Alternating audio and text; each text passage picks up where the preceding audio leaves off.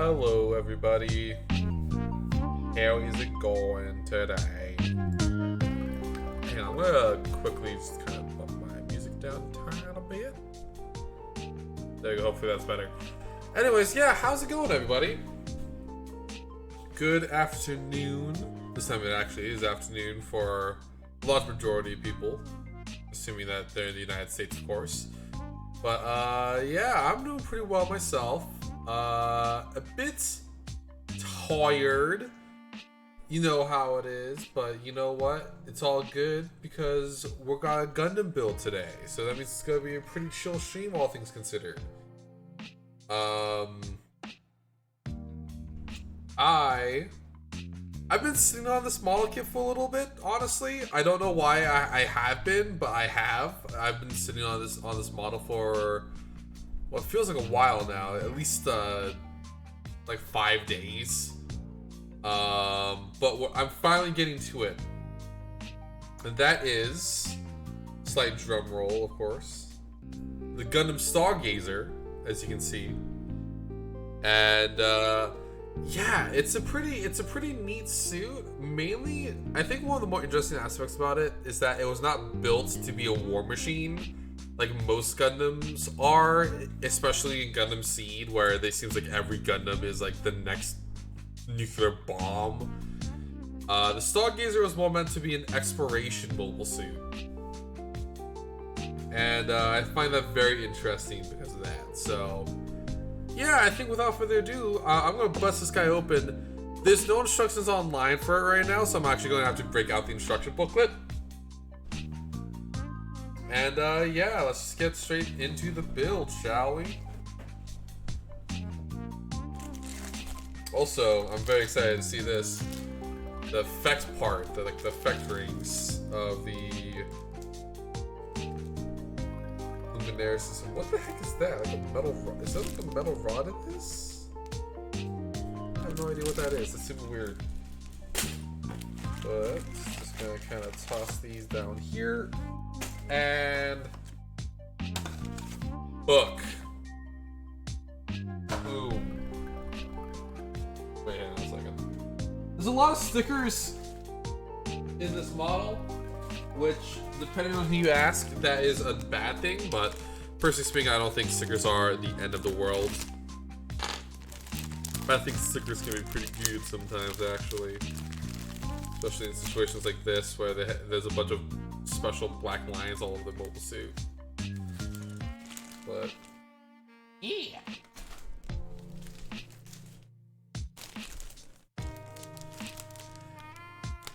So chat, how is this shaking today? Assuming anyone is willing to talk about their days so far. Oh shit, yeah, this is fucking stand. Also, just toss the polycaps right there. Stand. You know what? I'm just gonna build this because I know how these go together. So I'm just gonna pop these out of the. Whoa! Hello, the red shot. Thank you for the follow. How's your day been? I hope you're having a good one, and I hope you're enjoying the stream so far. Yeah, you shocked me, the red shot.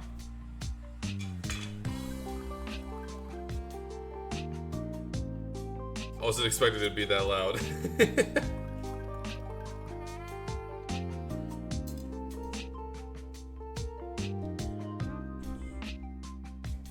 we go. And that is technically the first runner is empty now. Technically. We just already emptied a runner. And let me just kind of pop that in there.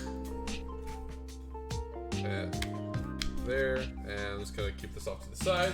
Also, fun little thing, I built this yesterday, the entry grade new Gundam. And let me tell you what, this is a pretty good mobile suit, or like model kit, I mean, for the price. This is like $15. Very quick build, took me like 2 hours, not even 2 hours, but like an hour. I just had to take a break in the middle of it because I had to walk my pups. But what's super cool about it, so like, you know how most Gundams have the, come on focus, yeah, the mascara, like the little black lines around the eye. With this suit, that is actually caused by shadow of like the helmet and stuff that they put around the eyes. There is no stickers involved, so that's how they did the black. Is that they made like a deep shadow in the eyes, and I thought that was just really neat.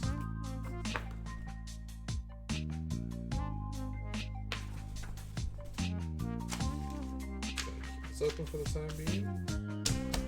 There we go. It looks like we are starting out with the chest. The chest. See.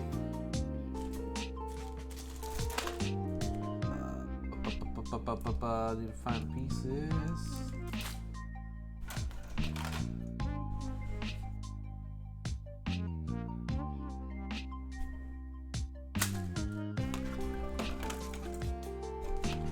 Swear to God, I'm just dropping everything left, right, and center right now. It's D. This is D. Okay, so this is what we need right now.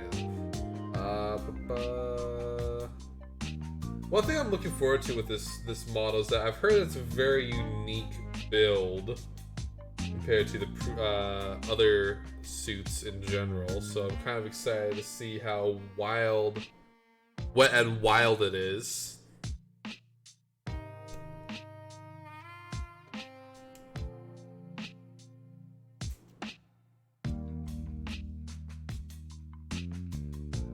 There we go, 17. Already kind of starting off a little cray-cray.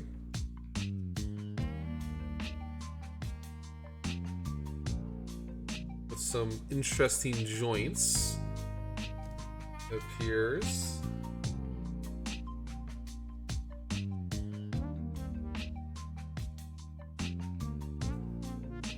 I was actually thinking the other day about combining the Stargazer Gundam and the new Gundam together.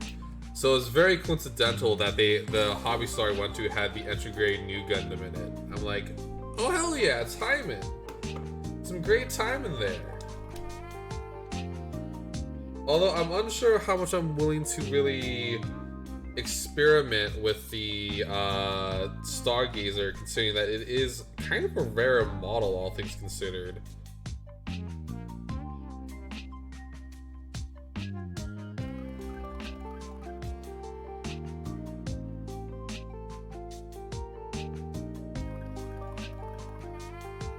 Go. And sorry, just doing some cleanup right now. We don't want no stubs. No stubs on this model, baby. I also finally bought a new hobby knife blade, so I'm now nice and sharp. It takes very little effort to actually cut into the plastic, so I'm actually having to be very careful right now, which is why I'm holding it so close to my face. There we go.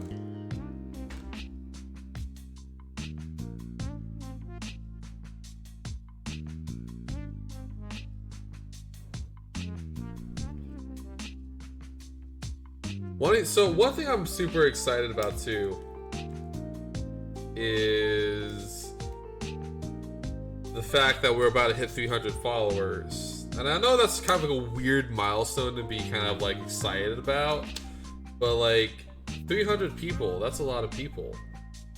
And I was thinking that when we did hit 300, when we do hit 300 people, I'm gonna do like just a little fun event thing. Primarily, I was thinking about doing something maybe with the Total War games and Sparta, because, you know, 300 Spartans defending Thermopylae, stuff like that. I know there's a Total War game that takes place in ancient Greece. There's also one that takes the Total War Rome 2 has the Spartan faction. So I'm thinking it might be kind of fun to see if we could remake the Spartan Empire or something like that. Oh, I heard a Fiona outside. Heard a loud Bjork from Fiona.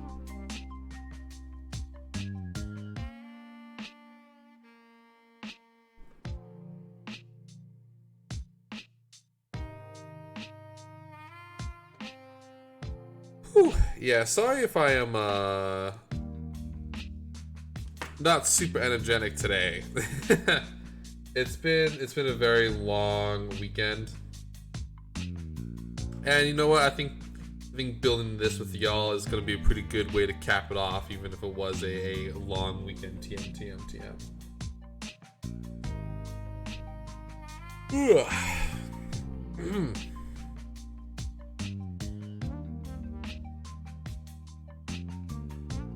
There we go. So yeah, already kind of starting off with an interesting theme going on here.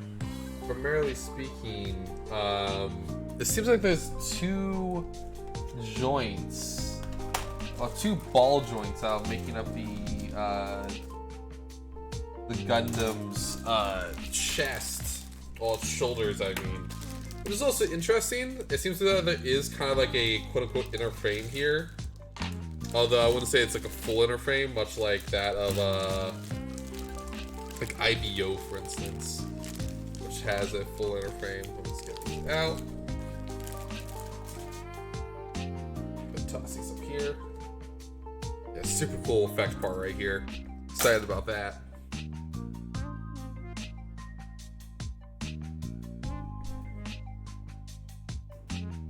And I've decided that the version of the Stargazer Gundam that we're going to be building is going to be the deactivated mode, meaning that it's going to have the black lines throughout its body rather than the gold lines.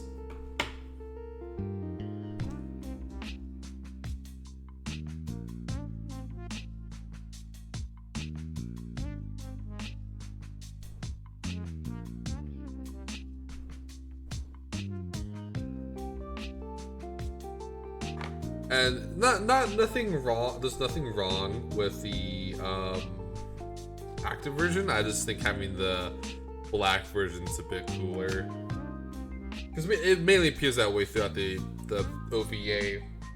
You know.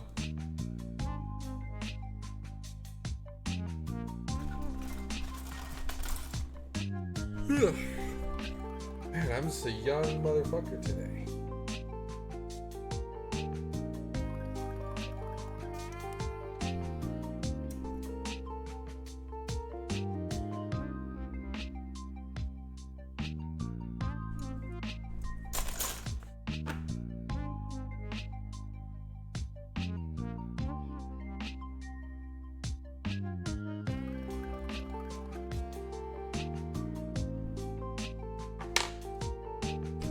Try to fix. I might have just gouged some piece.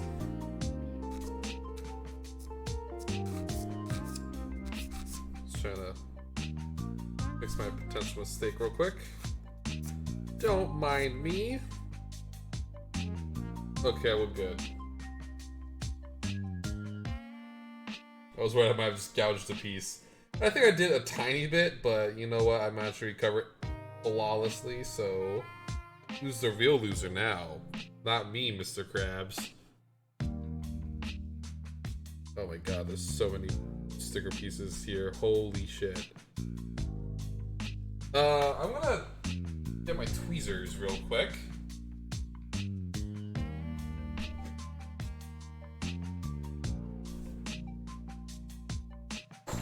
I think this is definitely a job for some tweezers, considering the amount of stickers on this sheet, as you can see.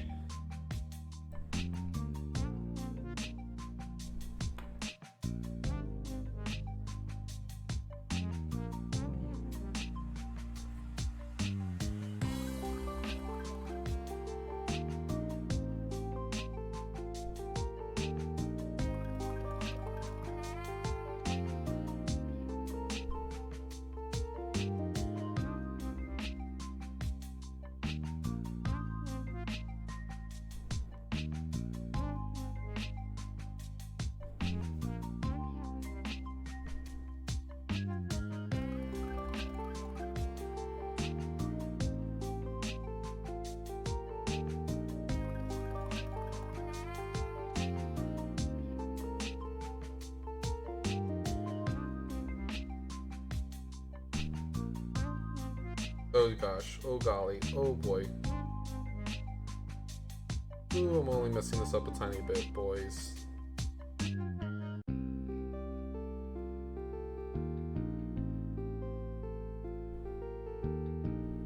There we go. See, already getting better and better, baby.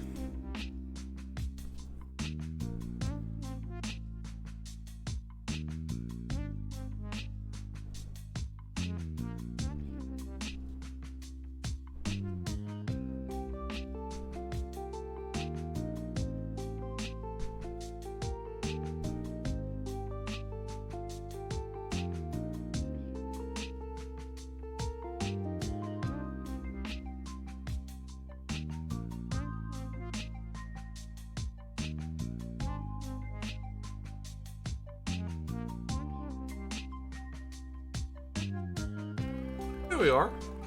Yeah, looking pretty good already. Got the black lines.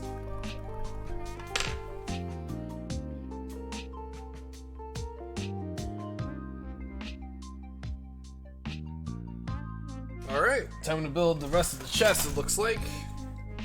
So, yeah, this doesn't appear to be an incredibly long build, which is, I think, not a bad thing, obviously. One thing I have been thinking about building for a while now is the typewriter at LEGO. There's a LEGO typewriter, like a whole ass typewriter. It doesn't type, obviously, but it does like still have moving keys and stuff like that. And I think that's very cool.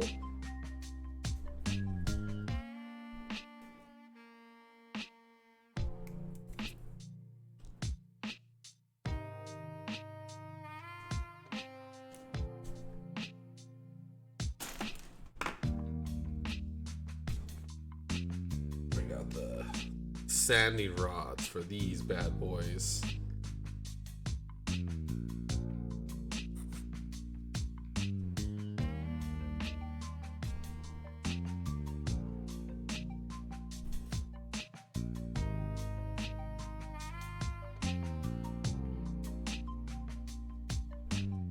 But yeah, I've just been kind of hanging out. You know how it is, babes. Baberoni, pepperoni. You all seen Pepsi-roni? It's super weird. Pepsi is making like pepperonis that taste like Pepsi, or like they're infused with Pepsi. And I'm so tempted to try to track one down and find it and get myself food poisoning again, like the Mountain Dew. But by the way, in case you weren't there, I appeared on the Maple's one of Maple's streams, and I tested out the new Mountain Dew like flamin' hot flavor, right? And that gave me food poisoning for 2 days, which, you know, was a very nice treat to crown off of like a week of being sick with you know, food poisoning. Who wouldn't want food poisoning after being weak for a week straight?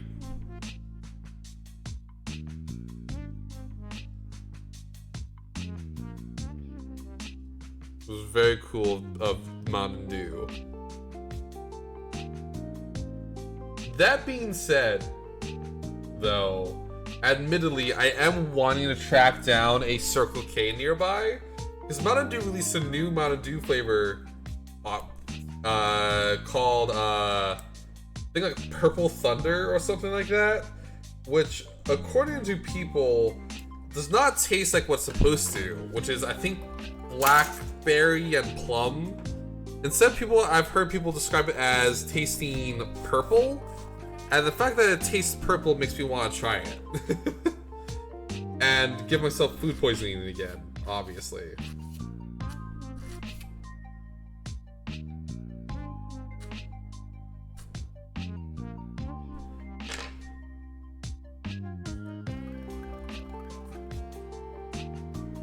There we go.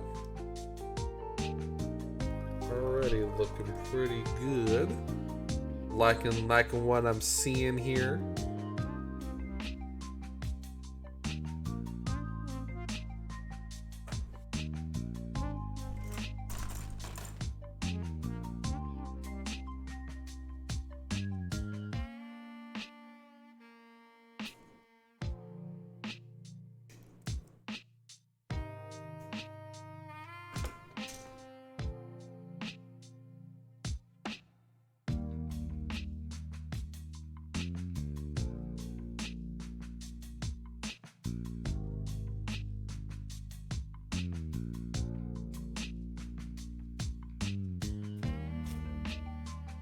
There we go. So yeah, basically the moral of the story is, don't drink Mountain Dew Flamin' Hot. It will give you food poisoning. Unless you want food poisoning, of course, which then pop off, I guess. Drink some Mountain Dew Flamin' Hot. Give yourself food poisoning for a day.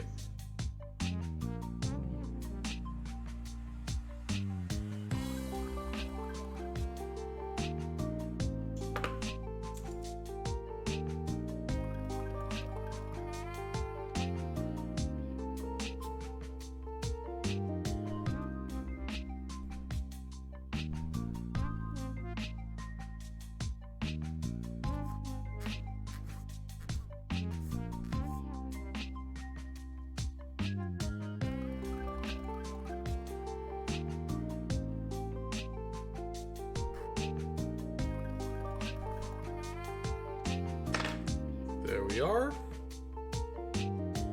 And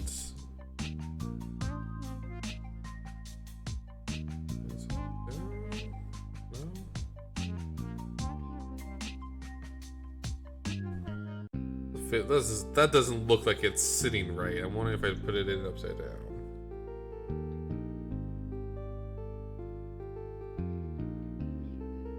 No, I put it in right. It just looks weird, I guess. Yeah, I guess there's just a lot of inner frame exposed, so it just looks weird. Inner frame, of course. If you don't know what that means, an inner frame is like the skeleton of a Gundam. So, yeah, that's what inner frame means. It's the skeleton of a mobile suit.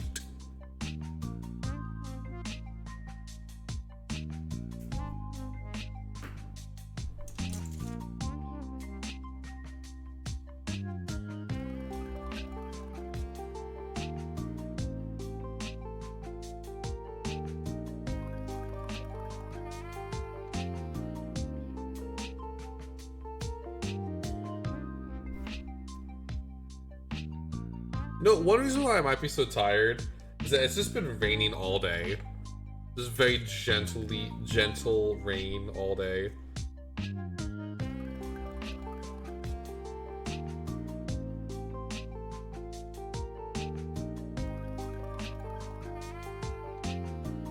And that's a very just, very sleepy weather. You know what I mean? Very, very sleepy, very gentle weather.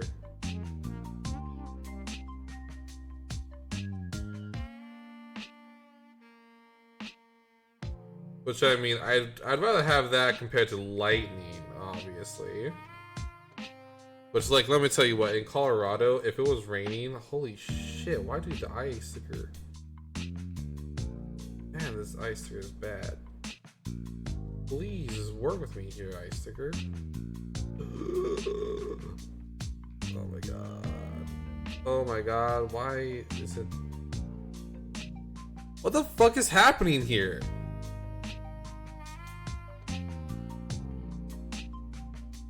Hello, Zelda. Sorry, I'm wrestling with a sticker right now.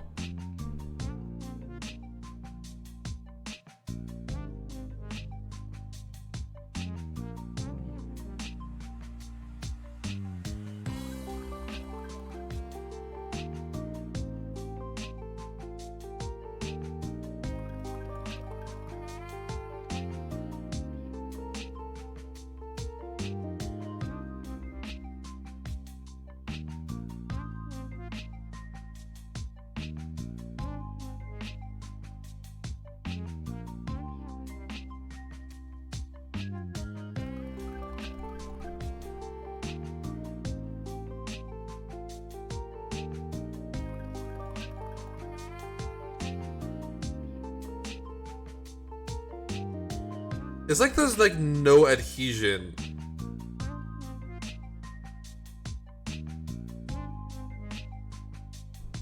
Yeah, there's just straight up no adhesion to the sticker. What the fuck?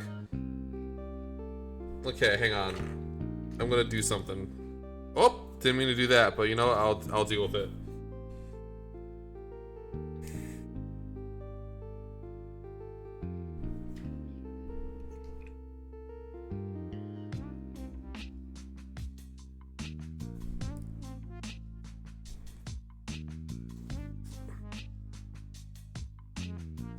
Gonna apply a little bit of super glue to the eyes in an effort to get the sticker to stay on.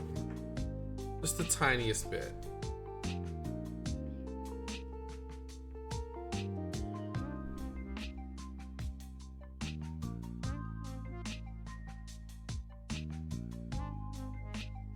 And hopefully my fingers won't stick to the sticker, but you know what? It is what it is.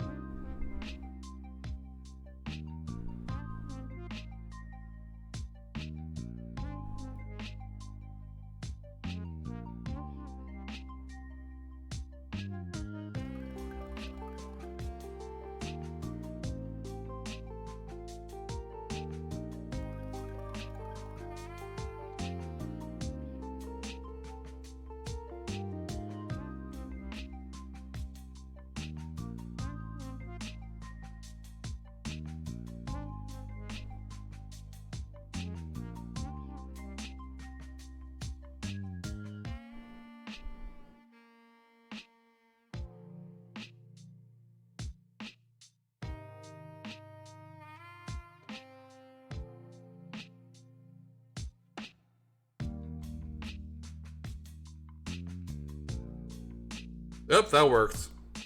I only got a ton of glue on my finger, but you know what? It's all good, baby.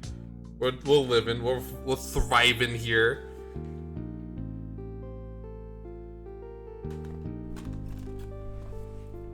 We're thriving with this.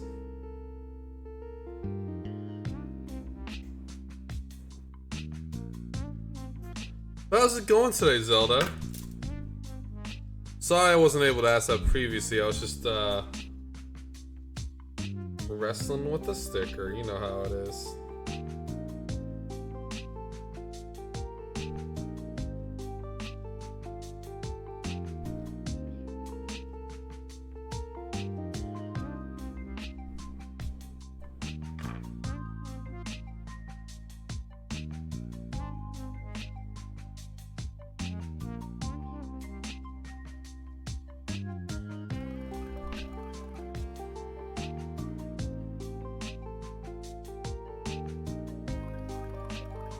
There we go. Ah! Got it. Dropped it, caught it. Like a boss. Awesome, awesome, awesome, awesome, awesome. Cool, cool, cool, cool. Let's get this head. Keep on getting this head. If you know what I mean.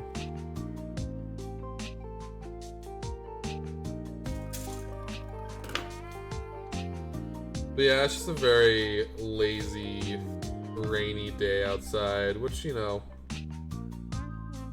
pretty good, pretty nice. Nice riding weather.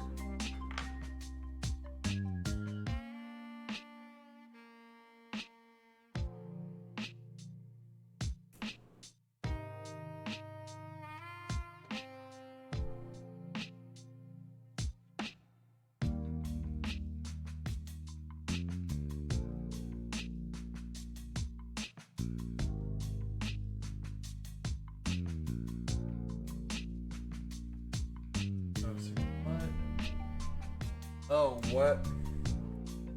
Oh, what? What the fuck is this? I'm not putting the sticker on. The forehead gem of the Stargazer, apparently, is a sticker.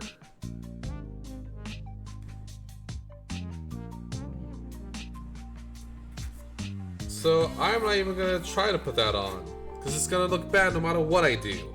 Like, I put eye stickers on because I think they look nice if you put them on right. In this case, no way. No way I'm putting that sticker on. It's gonna look bad no matter what I do. I should probably close this.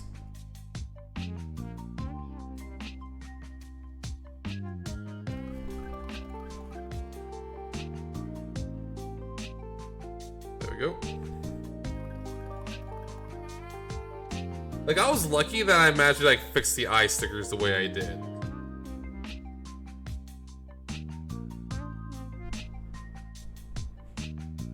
Oh no.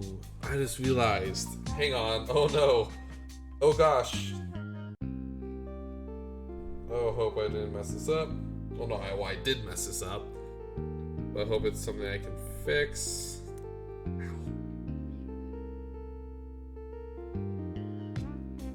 I just realized I forgot to put the neck poly cap in.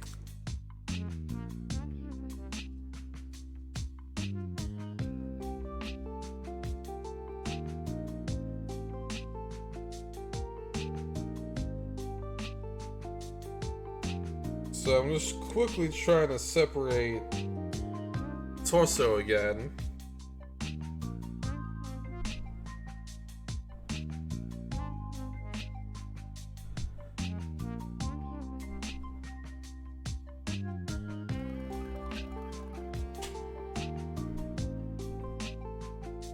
Of course it's super tight.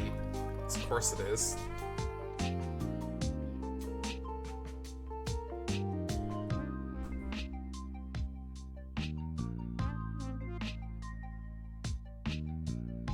I hope I don't break a peg.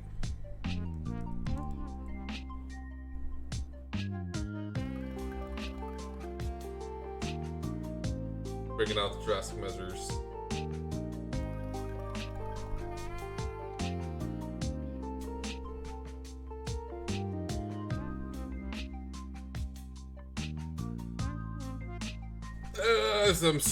I'm so peeved. I'm so peeved I messed this up already. I should have paid more attention to the instructions.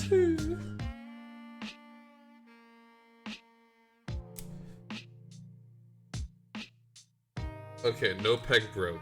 No peg was harmed in the making of this model. Yet. Yeah. That I'm gonna say yet on that. Because for all I know, splitting the torso might break it. One.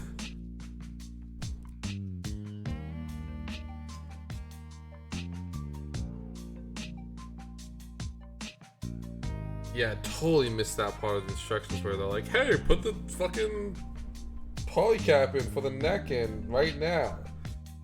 Totally missed that somehow. And now pieces are flying off left and right, and I'm gonna scream.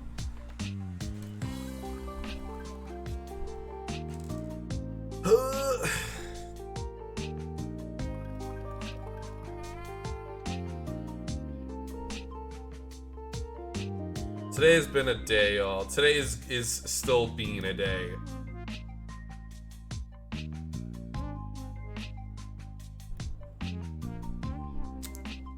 There we go.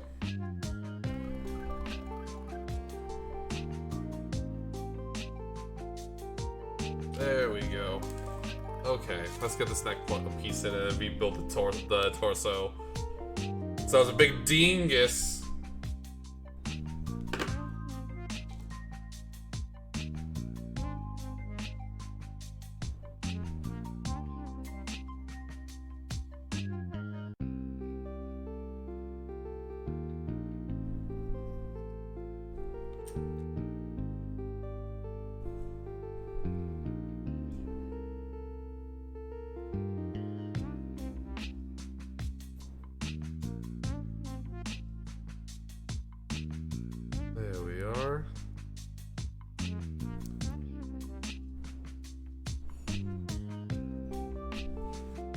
Please work with me here, please.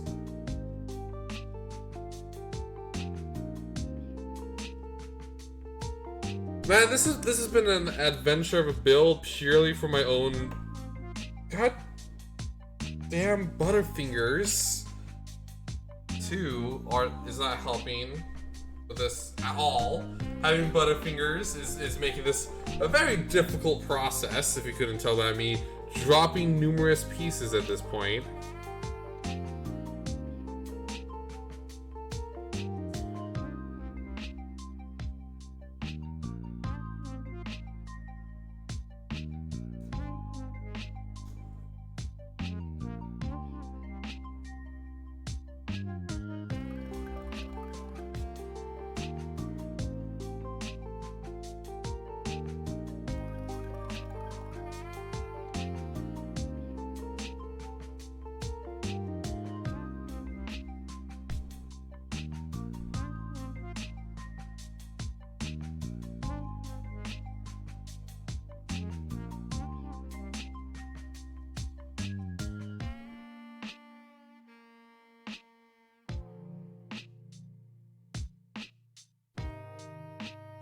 Although now it's just kind of going all back together buttery smooth because they already know what to do.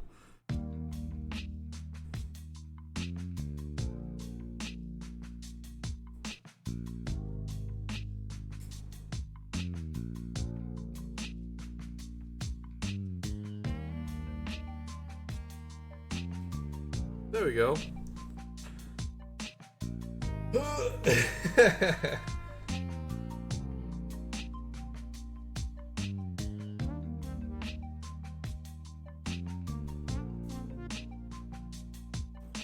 That's what I call model making.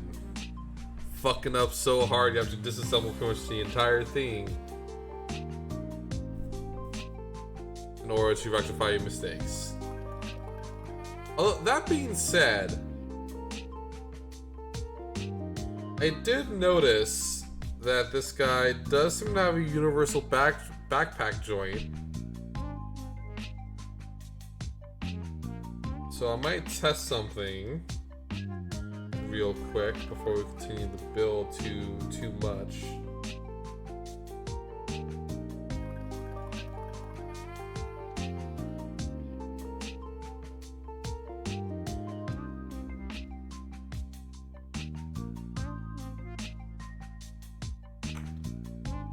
Definitely put the sticker on before putting that piece on.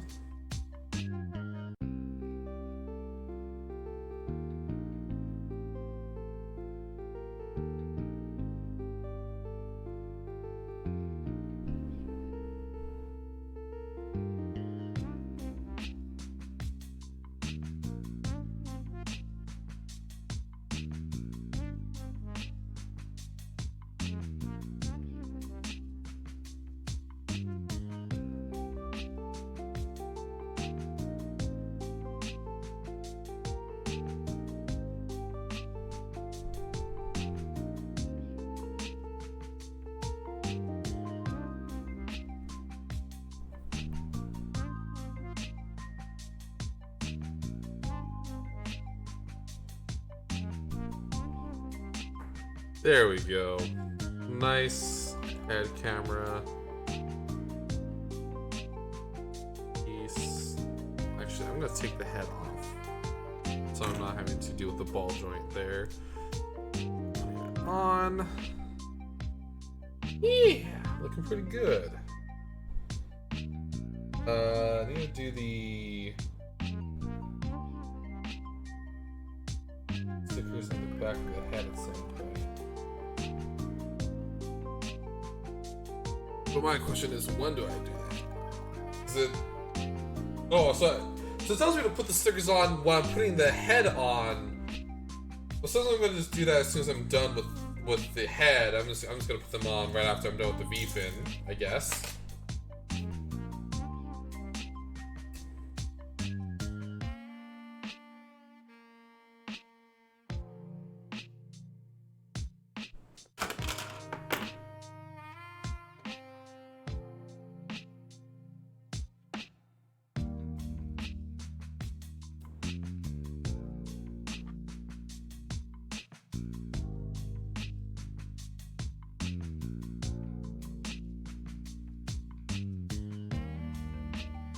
There we go. Yeah, look at that beautiful head. So weird looking. Oh, sticker time.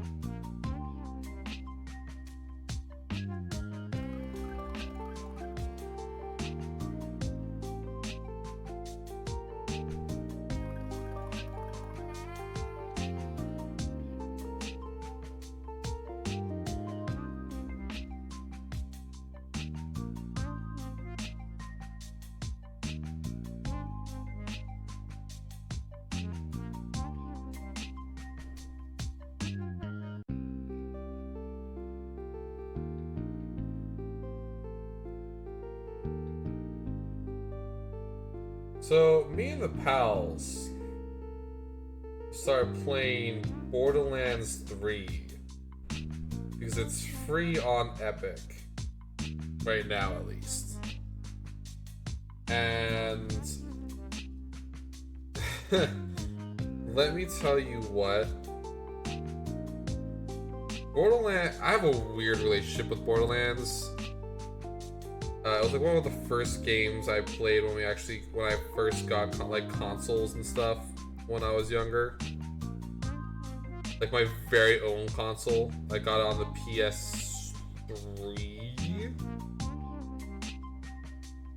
It's the first one I owned by myself, that is. Like, it was specifically meant for me. Like, not like the usual thing where it's like Brosco, or like we got a console and then we were like, oh, you know, share. Like, it was in my own room, on my own TV. That was a hand-me-down from my aunt. And I played the shit out of Borderlands 1. Borderlands 2, I actually never played. Never played Borderlands 2. I've seen plenty of people play it before, though. But I, myself, never had the chance to actually play Borderlands 2.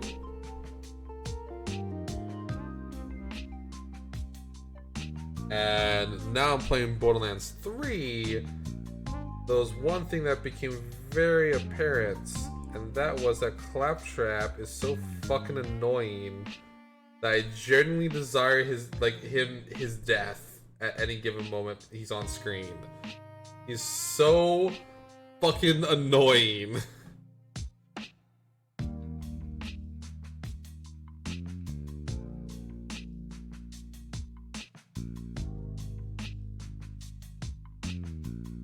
Claptrap is just such a...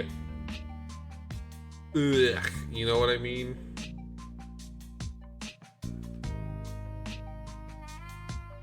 I desire Claptrap a very merry death. Go.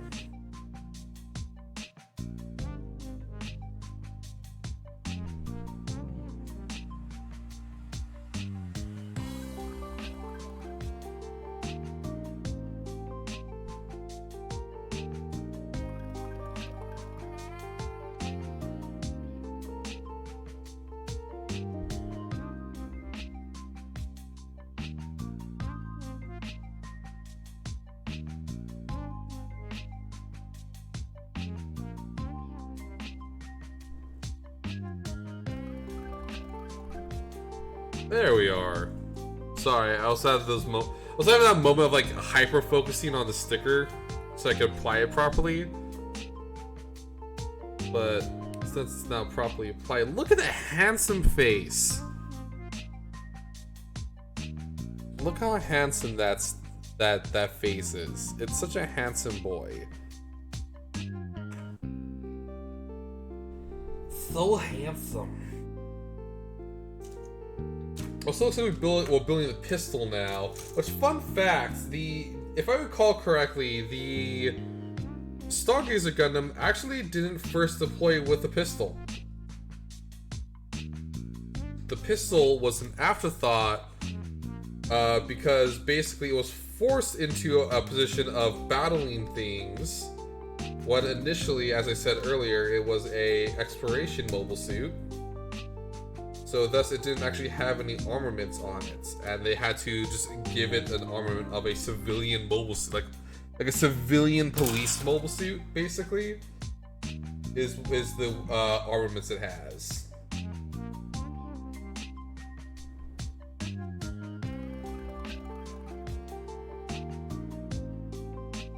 So it's very basic is what I'm trying to say.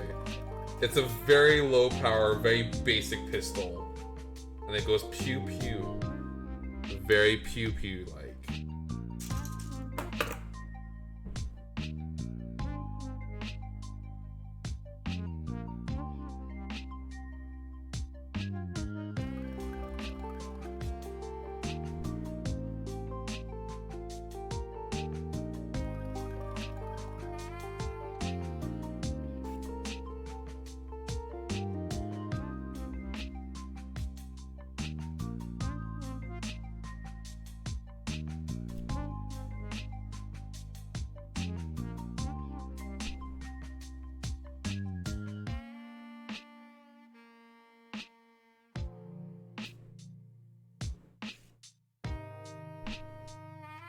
There we are. Barrel, now the two have the gun. Yeah, by the way, if you are new to my stream, I recommend that you give me a little follow. I do monthly build streams. Sometimes more than once a month, but usually when I do that, it's usually a new release that I deem like to be worthy of having a build stream, because like it's not all Gundam releases are worthy of a build stream in my opinion. Like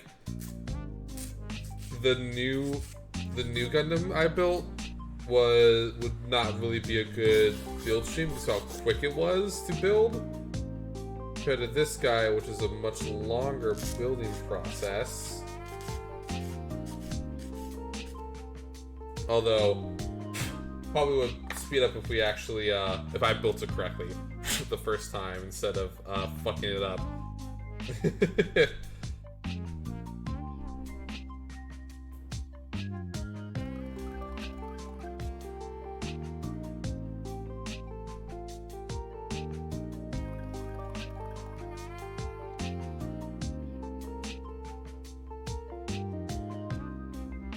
And that is a beam pistol if I've ever seen one.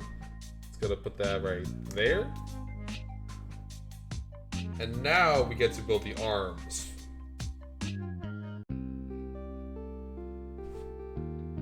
And I think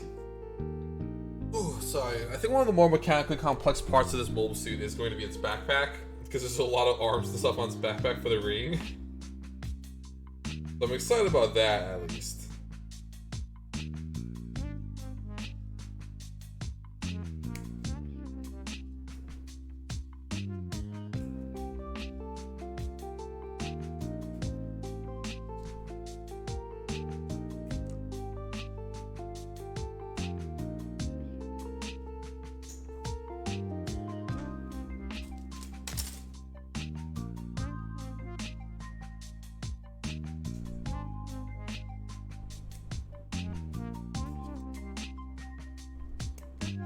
Well, see, I just don't know what it's been. Well, actually, I think I do.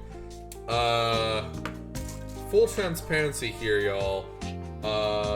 My grandfather has been kind of, he's been in the hospital, right? So I've been stressed out, mainly worried about my parents and stuff like that. So it's been a long week, which is why I think I'm so tired and why I've been so low energy during the streams that I have done this week.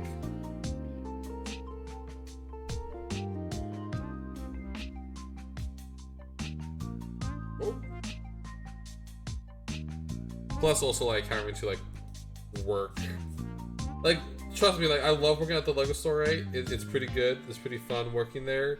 But, I mean, you know, a job is still a job, right? No matter how you cut it.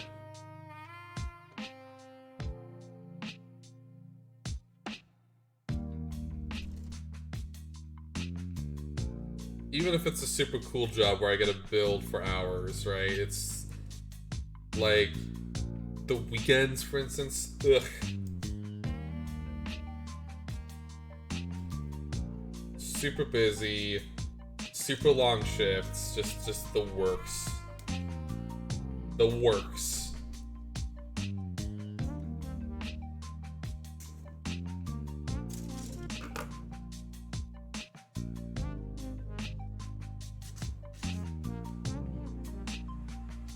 So what's also super weird is that at least there's something that's been people have at work that have been like blah blah blah blah blah.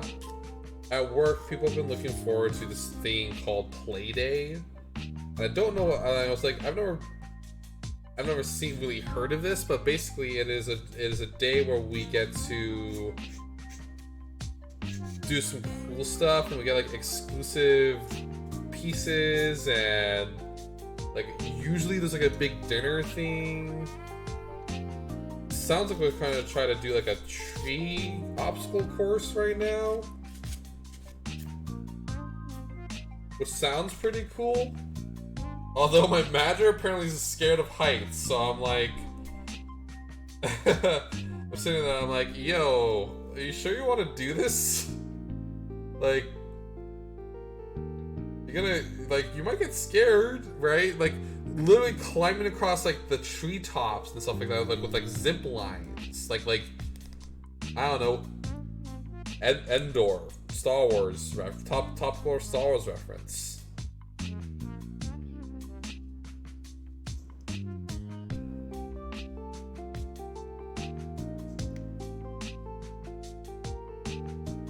Which, actually, now that I say that, I think me saying Endor has surfaced a memory.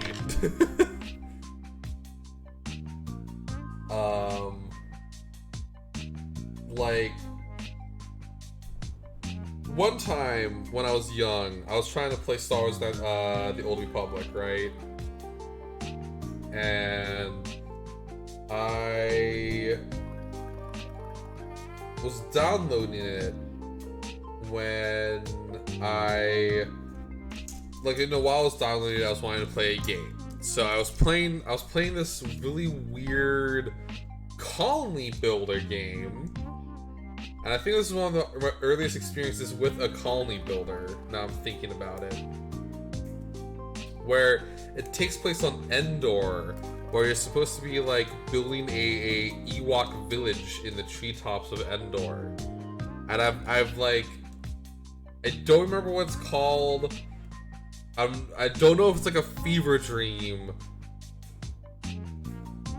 but I remember it now that I'm saying Endor. I've been playing so many. I've been playing also, like, on top of that, I've just been playing a lot of colony builders recently, colony sims, like not only like surviving the aftermath, but I've also been playing like RimWorld and, well, it's mainly been RimWorld, but, like, you know, I also have like Beaverton and Timberborn. In Timberborn.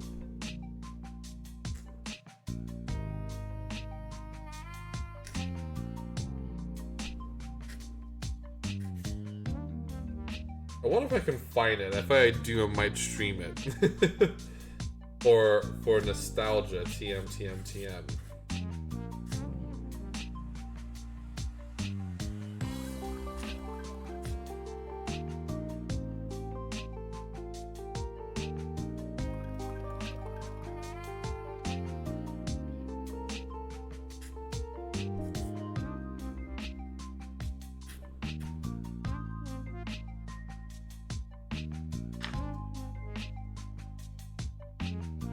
There we go.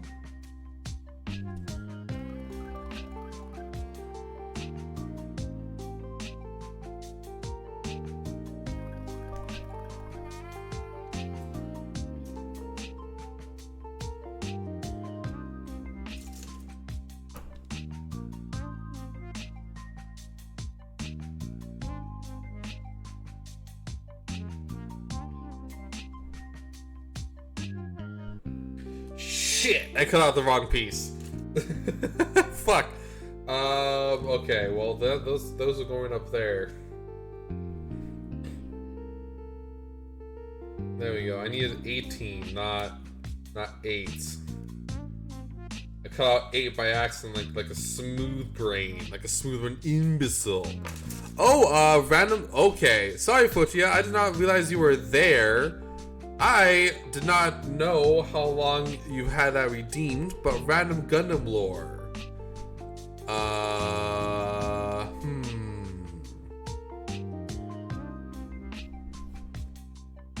I assume it's dealer's choice. And if that is the case, I would like to talk about the Stray Gundam. Mobile armors. What mobile armor would you like to know about? Just like in general? Or, like IBO mobile armors? Or just like yeah, what kind, like, would you like to narrow down mobile armors a little bit?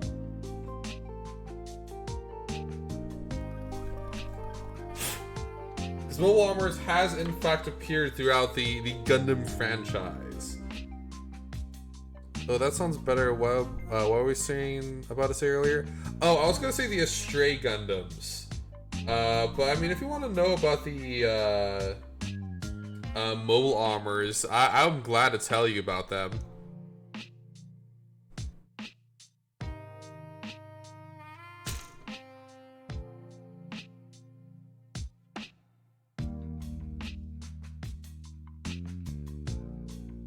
Up to you. You're the one who redeemed the, well, redeem. So you get to choose if you want to hear about Strays or mobile armors. The previous one that you were going to talk about. Okay, so that's mobile armors then. So the not mobile armors, Stray Gundam. The Strays are from Mobile Suit Gundam Seed, which is kind of neat. It's pretty important because Mobile Suit Gundam Seed is basically the universe essentially plus TM. And the Stray Gundams were basically a different attempt at making the Gundams that were initially being made, right? And the Stray Gundams are particularly unique in the fact that they didn't have like really much armor or anything like that, but they were very customizable. Which this isn't, and there was 5 total, and of course because it's Gundam, all 5 of them except for one was stolen. And that one that we made actually ended up being mass-produced in the Stray M1, which later turned into the, I forget what it's called off the top of my head right now, but basically flies around all cool-like. And, but some of the Strays have been resurfacing, primarily with this one guild called the Junkers Guild, with the Stray Red Frame. And the Stray Red Frame is pretty bananas because it gets modified throughout the entire series that it appears in, including at one point a 150-meter long katana, which is huge. It's so big, in fact, that the they had to build like an entire like up-armored, up-powered like shell to go around the Stray's arms in order for them to be able to even hold it, let alone use it.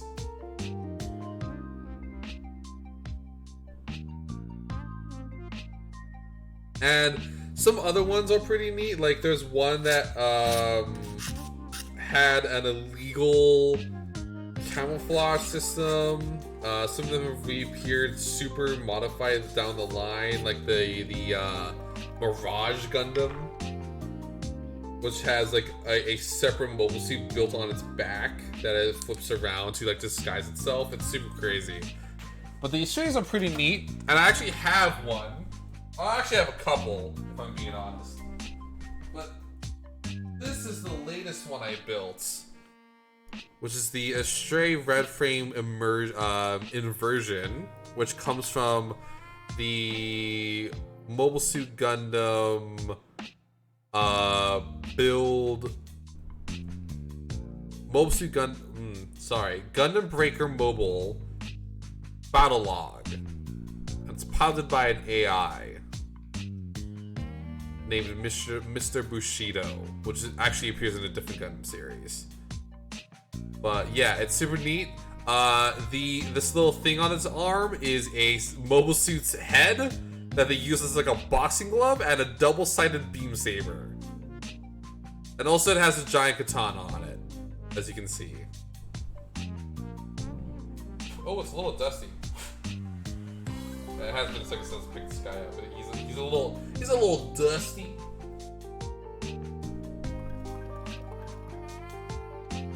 Julio. But yeah, that's the Estray Gundam. Pretty neat mobile suit.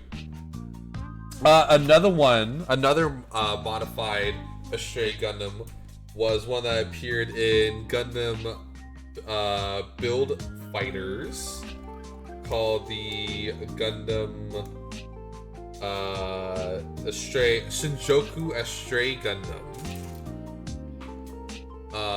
which was built by a guy named Niels Nielsen, and he is a half Japanese, half African American guy who joins the world competition for Gundam in order to discover the secrets of a special particle they use to control plastic models, called the Plavsky particle, which in of itself is a reference to, or more like a play on words of Minovsky particles, which is what they use in normal Gundam, that being the Universal Century, to basically hand wave the reason why they needed to have a mobile suit rather than like a tank.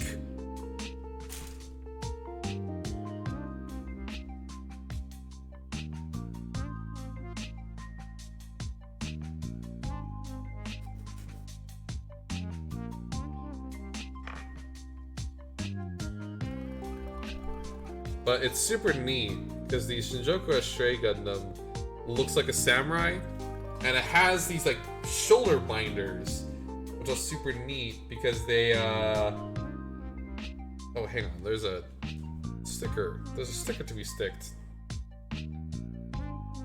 stuck upon.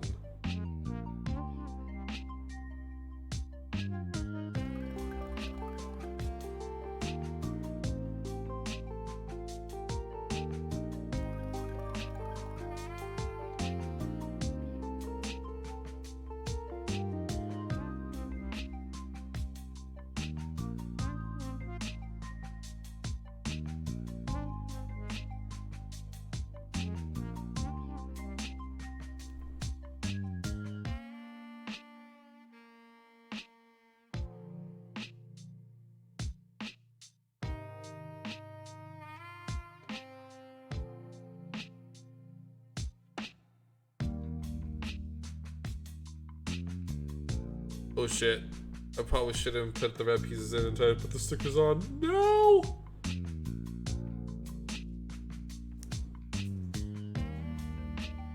Let's see, can I pinch this guy out?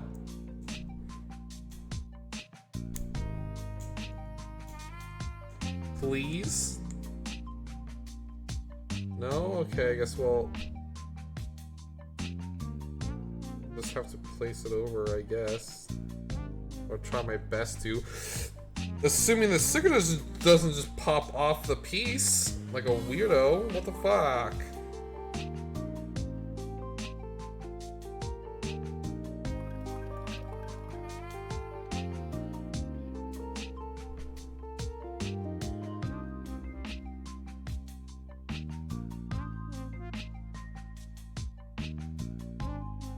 There we go.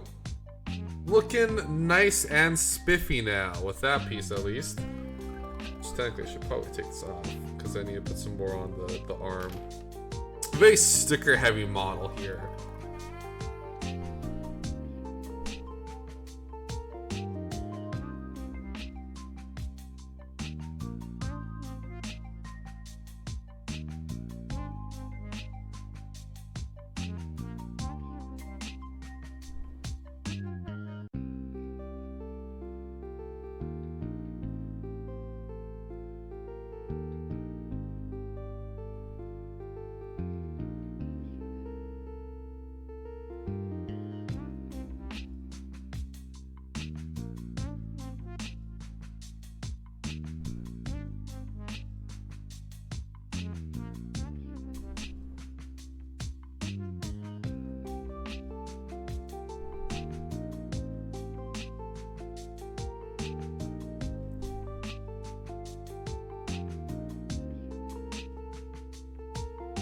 Okay, we have a separate situation now where one of the stickers kind of detached prematurely, so I just gotta slap that on the piece real quick. Assume I can see where it is.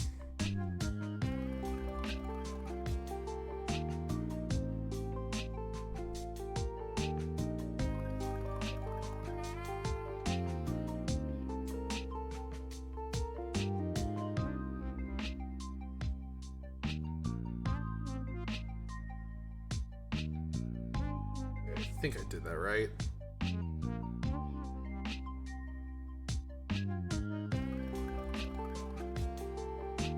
Whew. So I just realized sometimes when I put stickers on, I end up holding my breath like a weirdo.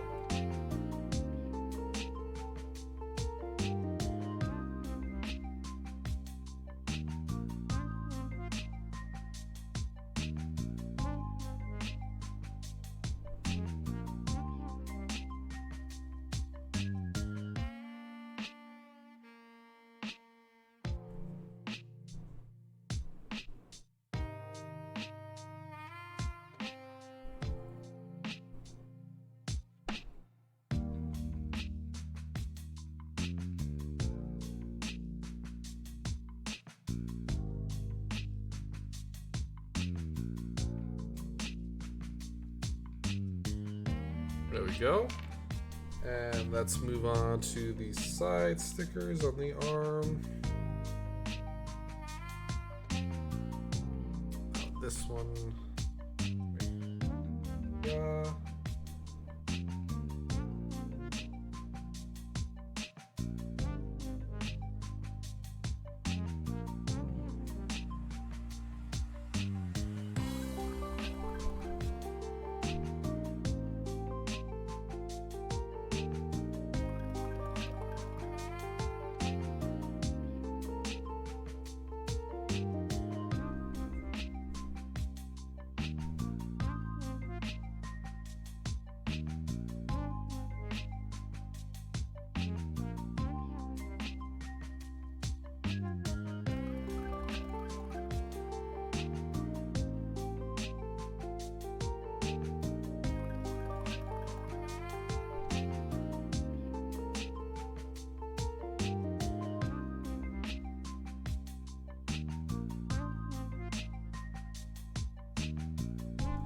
There we go.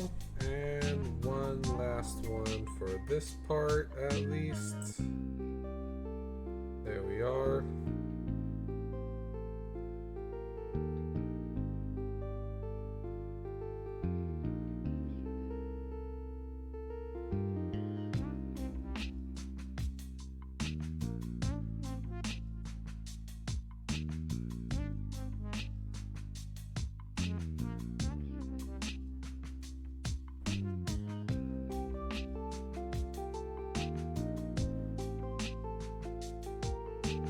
You know what I've been kind of craving a lot, y'all? I've been craving some pizza. I've been craving a lot of pizza recently. Don't know why. Ugh.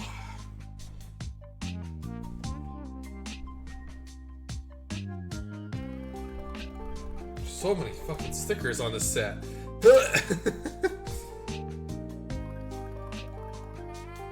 Should have seen it coming.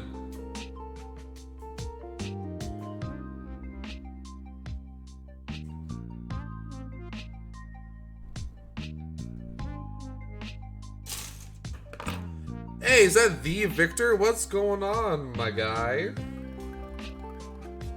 Welcome to the stream. How's it shaking today?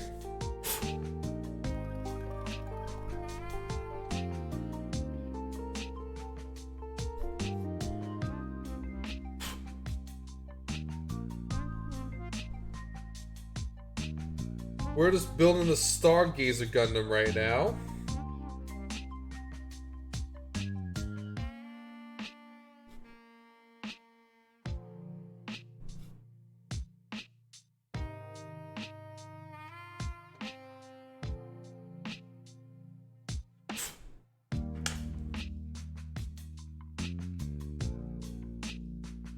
Had a moment just to complain about the amount of stickers on it, because there's a lot of stickers on this model.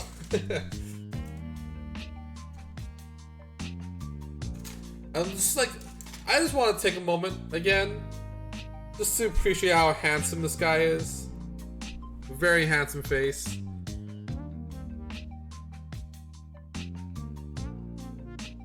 I thought Seed was like an OVA, not Seed. Stargazer was a... Admittedly, Stargazer is one of those ones that I have not fully watched yet. I know, shock and horror, but I'm not omniscient when it comes to Gundam sometimes. Oh, correction. I have watched some of Stargazer. I don't remember a lot of it. I watched it a while ago on a website. I'm pretty sure they gave me like 20 viruses.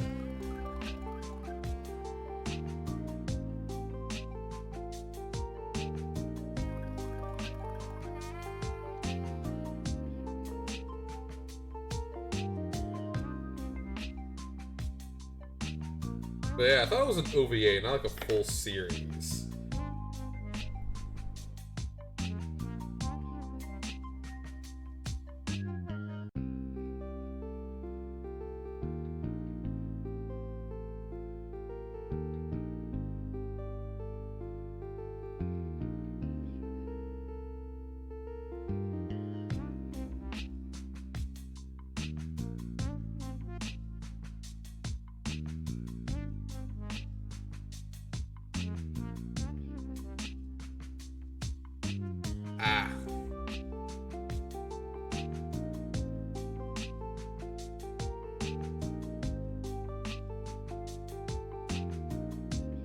Go. There's the piece.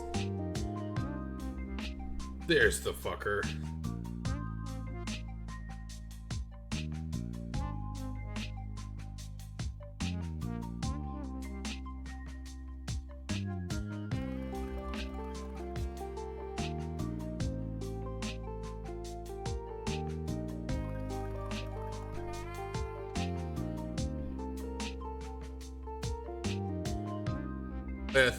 Okay, so I was correct. It's an OVA, not a full series.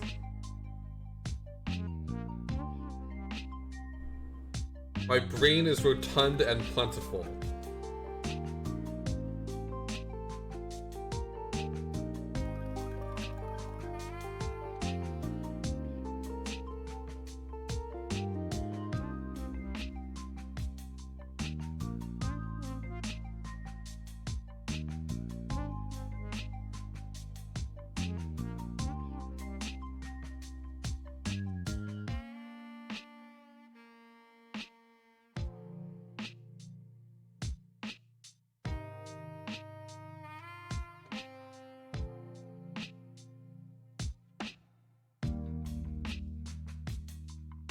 But one thing though, when it comes to the Stargazer though, is that I really love its design. So that's one reason why when I saw it in my local hobby store, the one in the mall, not the other local hobby store, TM.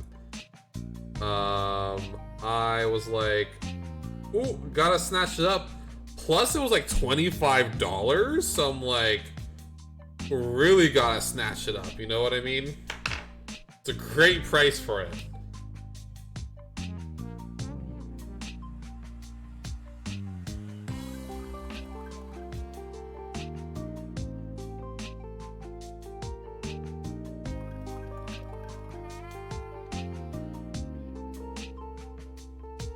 Yeah, the store in particular,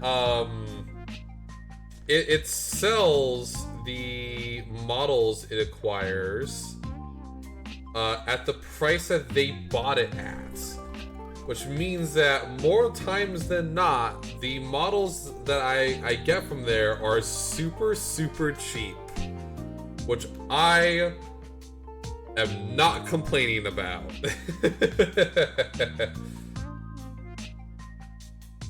Yeah, super cheap models there.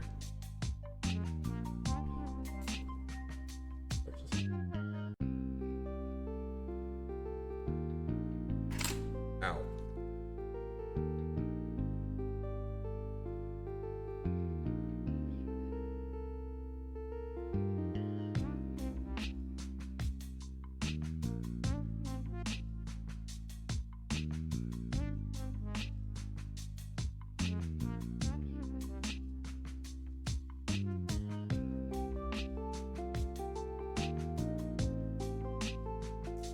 And yesterday I also built a Gundam yesterday. Another one, that is.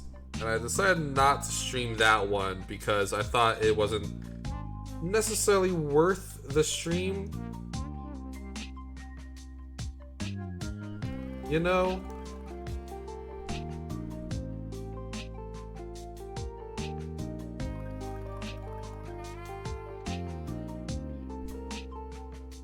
Oh well, if I'm ever gonna cover the seam line. Yo, is that the Orion Strider? But yeah, yesterday I got this for $15. This is the entry grade new Gundam, to those who weren't here earlier. I had the idea the other day of trying to combine the Stargazer and the new Gundam together at some point. I have no idea if it's gonna work out though. No idea.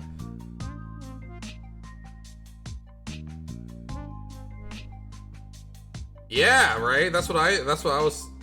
I mean, it is an entry grade, so that means it is inherently cheaper. And well, I was gonna say lesser quality compared to like high grades, but that's just kind of inherently not true. At like the level of quality that they have been releasing these entry grades at, they're pretty damn good most of the time. I'm gonna say most of the time though. There's like some things that I'm like, you could have done a bit better on. Like I think like the Strike Gundam, for instance, you could have like included like some more stuff there. Like at least a beam gun, right? But they didn't, so it is what it is.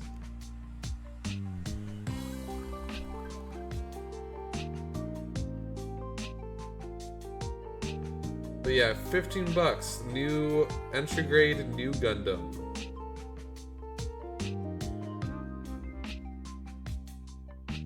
So I snatched that boy up.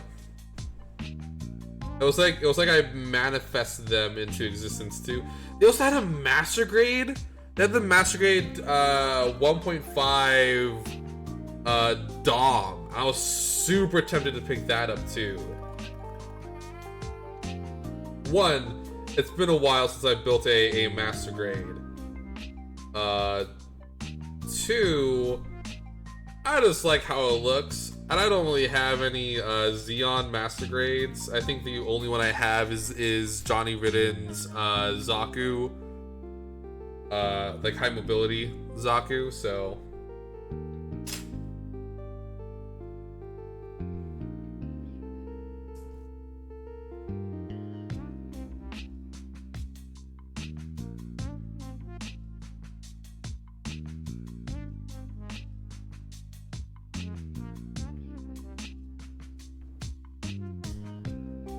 such a weird shoulder joint. What the fuck?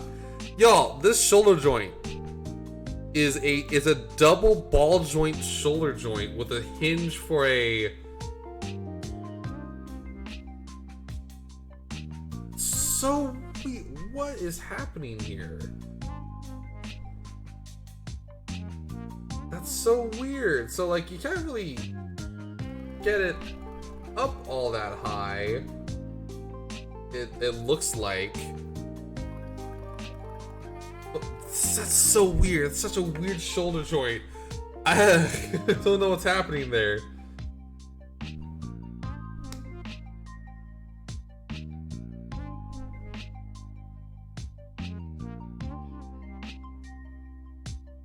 But yeah, now we got our handsome boy. But yeah, the one thing that's giving me a lot of hope about potentially being able to mix the lunar Stargazer, and the new Gundam together is this. That's a universal backpack joint. Yeah, it's only been an hour and a half.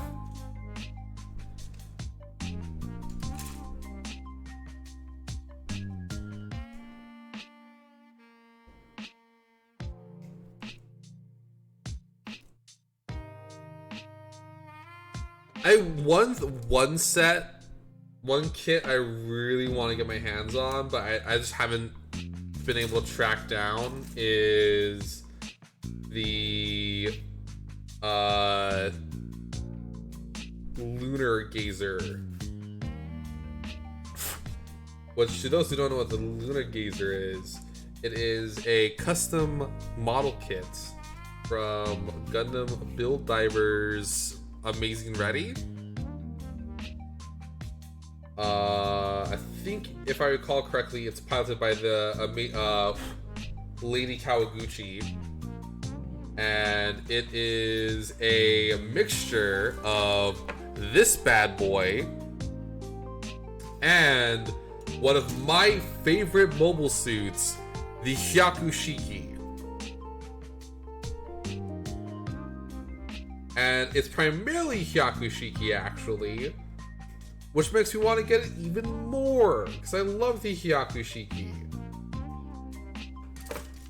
It's one of my favorite Gundams. Well, it's not a Gundam, but like, you know what I mean. It's one of my favorite mobile suits.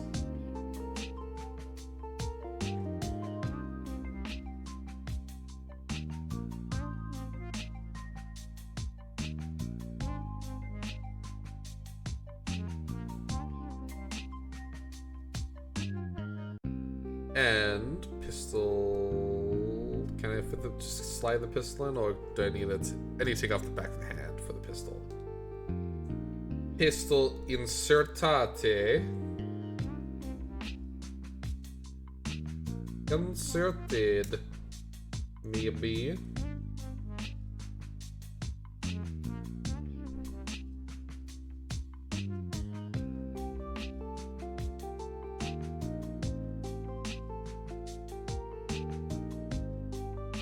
Inserted.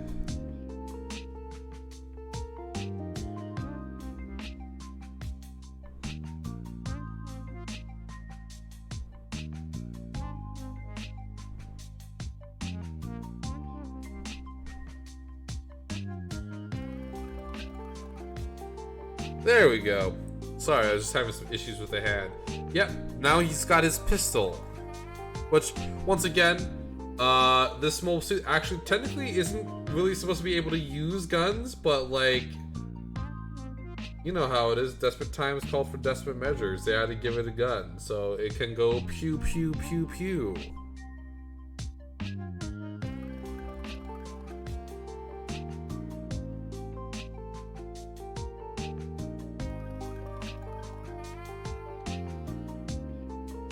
It can go kablooey.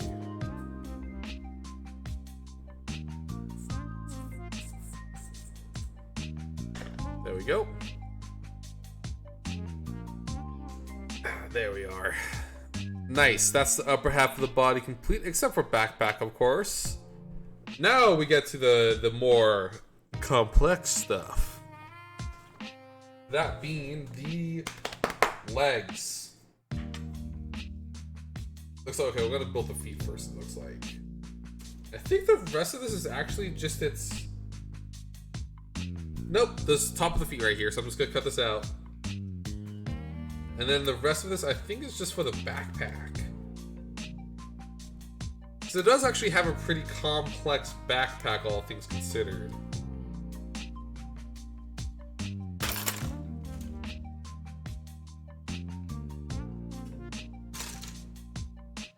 Whew. But yeah, how are you doing, Orion? How is my favorite starry boy doing today? Assuming you're still here, of course. I have no idea.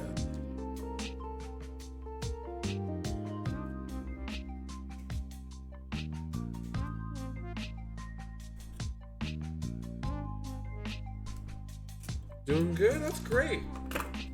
Got any plans for today, or you just hanging out?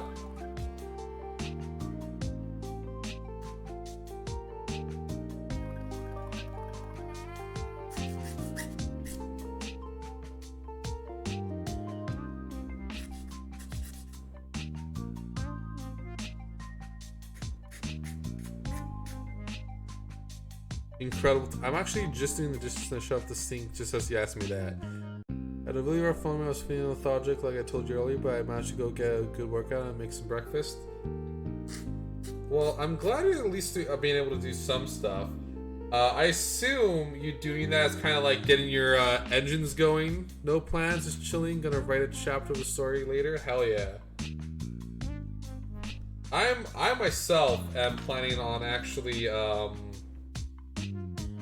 writing chapter 2 for the batch release I will actually do for my story.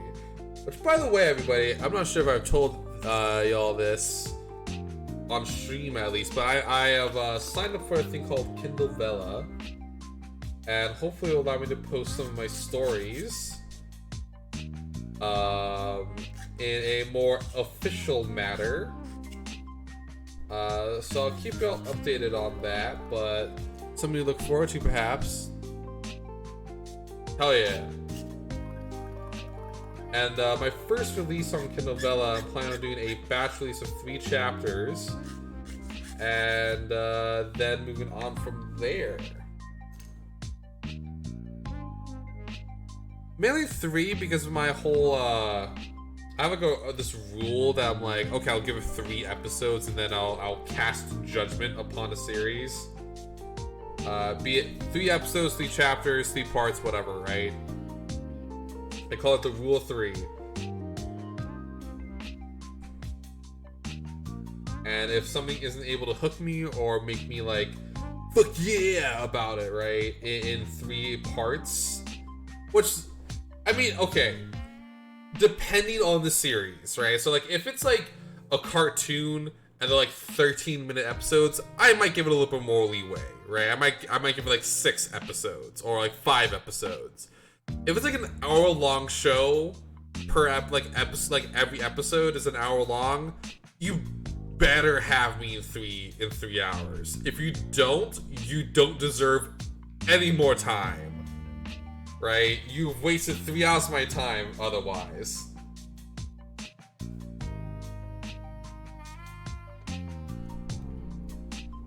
So yeah, that's one reason why I'm doing the 3 for Kindle Vella, is because, you know, Rule of 3. If I'm not able to capture people on 3 chapters, then that is the fault of me, the boy, the Basco Prola. Oh, hey Panda, it's been a long time no see. Thank you for the redeems.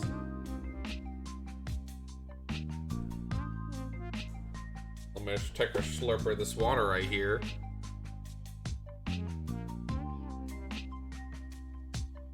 And now for the good old stretch. Yeah. Ooh, how you doing, Panda? Hope you're doing well. Oh, I need to put a sticker on its foot.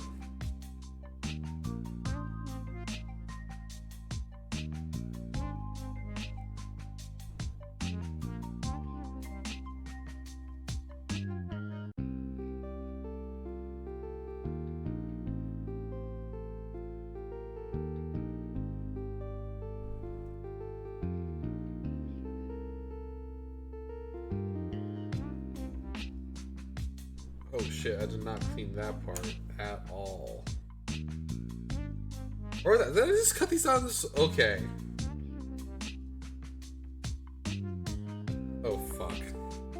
Doing alright, got Dini tomorrow and the day after, so much excited. Hell yeah. Do you have, what's your character? If you don't mind me asking, of course.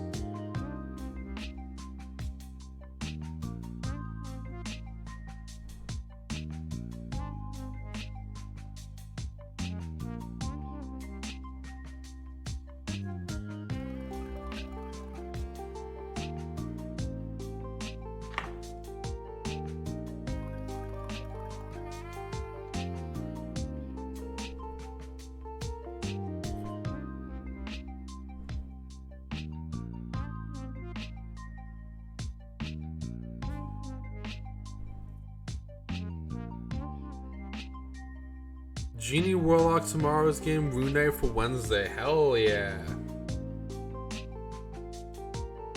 I haven't played on either of those subclasses, but they sound very cool. I know about them, of course, right? I do know what they are. Also, I'm just trying to clean this foot that I forgot to clean, like a big dingus bongus.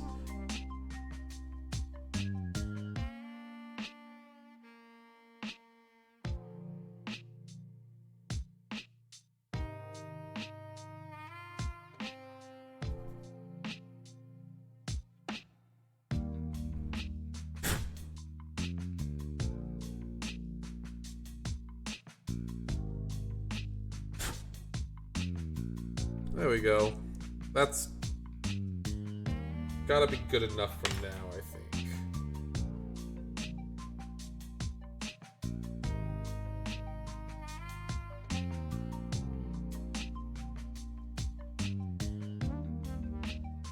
Yeah, I think that's gotta be good enough for now.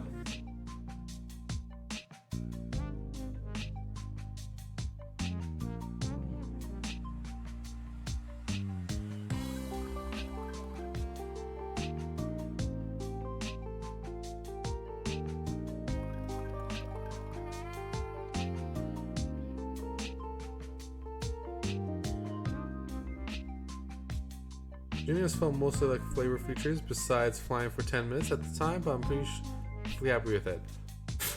I mean, yeah, sometimes it's like classes like that, you know? Or subclasses like that. But definitely feels a lot more flavor of a function. But I think it's also partly what depends on what the DM does, right? Like,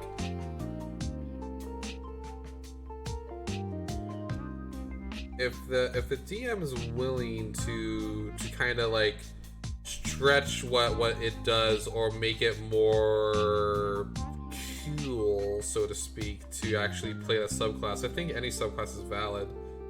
Just depends on what you do at your table, you know?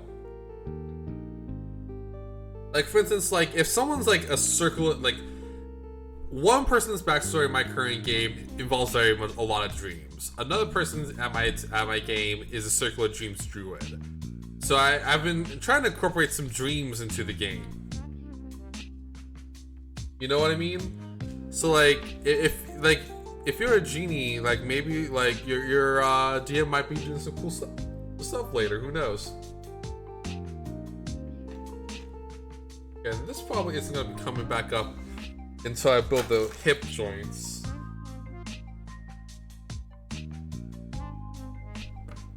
So yeah, DM is my genie very involved. Yeah, there you go.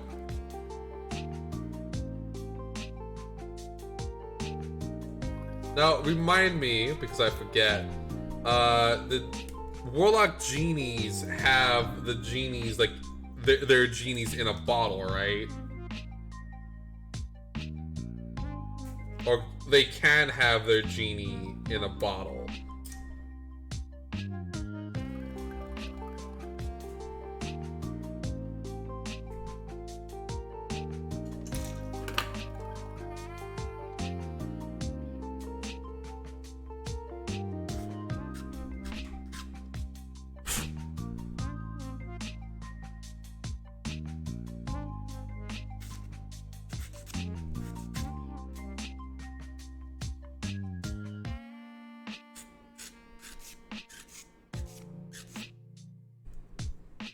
You can choose a vessel, yeah, mine is in a large jeweled ring. Ooh, that's cool. Can my genie be in a Gundam? Hey Orion, if you're still here, Orion, when I play a genie wall, can mine be in a Gundam? Genie mech?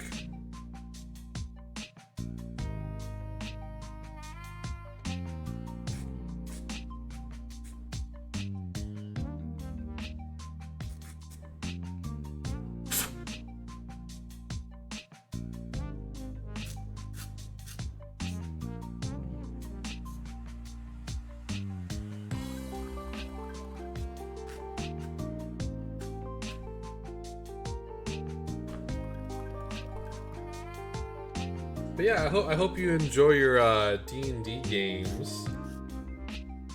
And I, for one, love D&D. You should tell me about it. If you're still part of the Noxen server, you should definitely tell us about it once you're done playing. Because I'm totally done listening to D&D stories.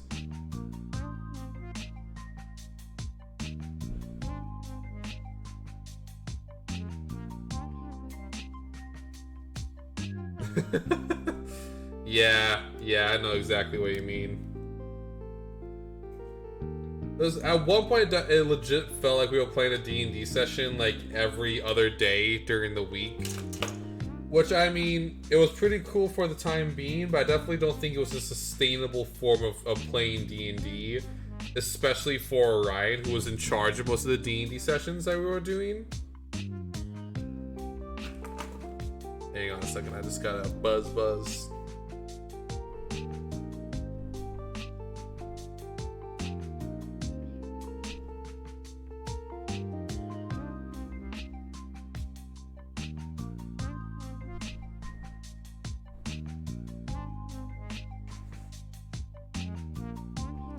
I do many D&D. Yeah, like it was like I said, it was fun, but it was a lot to keep track of. I don't think.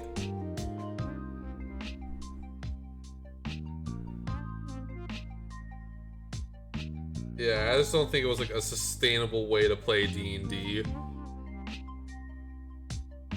The peak I was hosting 5 campaigns, though only once a month or so.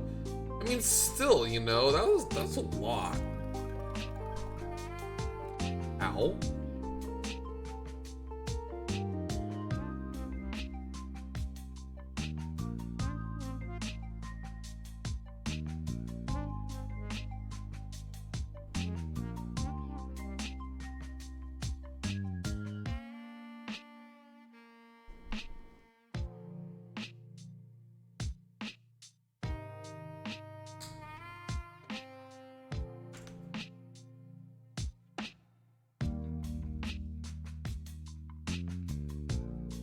Yeah. I think the pace of what our D&D life is right now, Orion, is much more sustainable. And I would say a lot more fun. Even if we are just testing a bunch of new systems right now, like, oh, we should do Vaesen. Since I have the book, we should do that. So I'll host that sometime.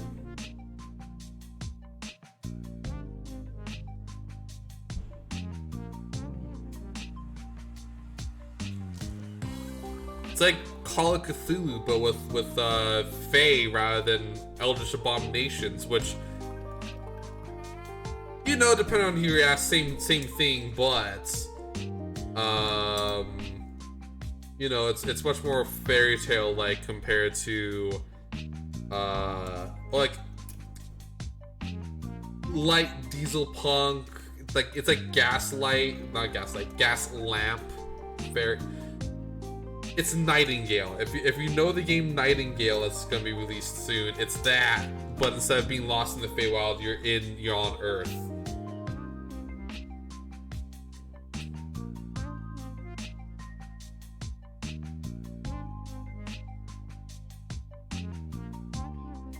Dude, absolutely the same. We should definitely play it together when it comes out.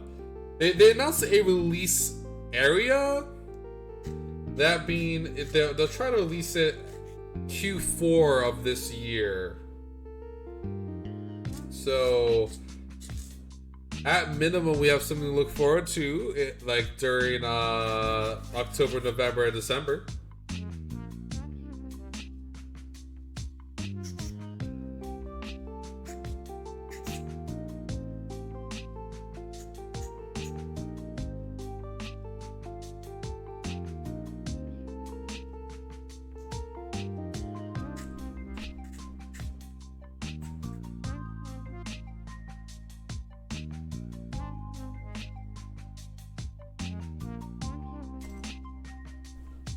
Okay.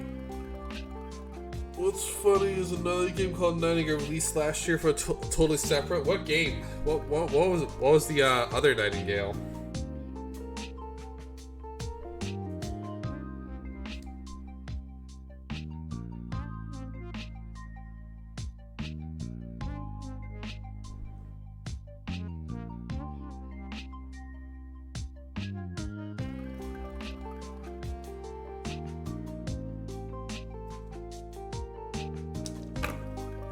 Assuming you know details, of course.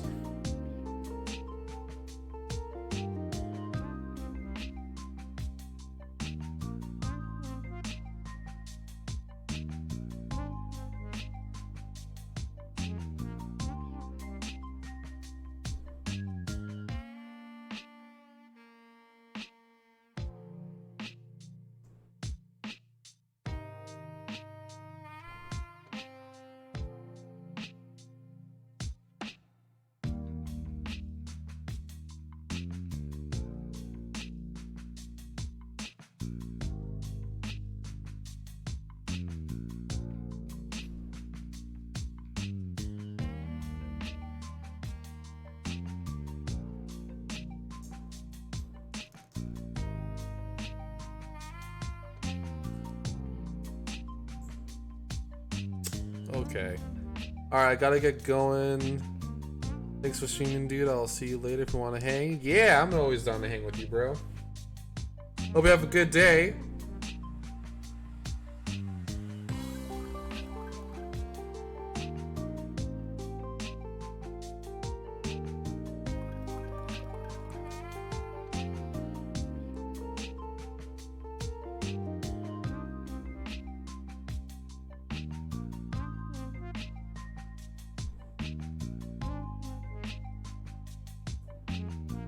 I messed up putting this piece in, so I'm trying to wrench it back out.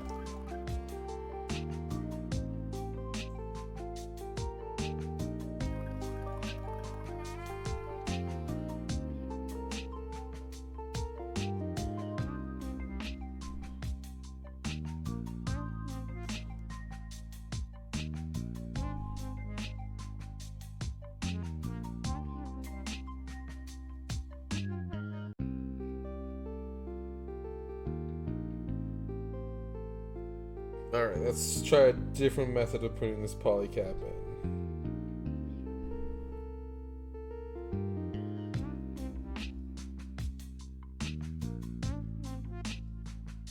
Oh, that is even the... Okay.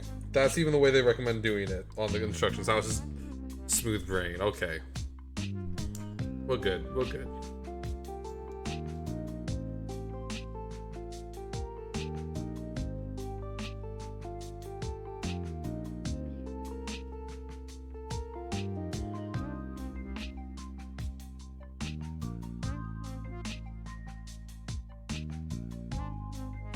Fuck, I'm like slaughtering this polycap. Just messing up so much.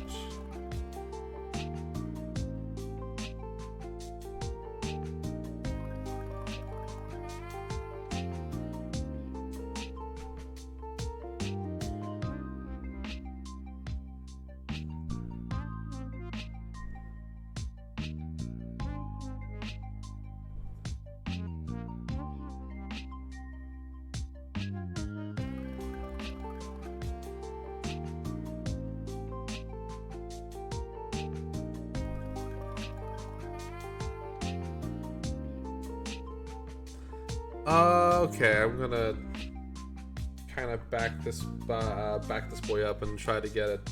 Try it again with this one. Hopefully, it's not gonna be dumb.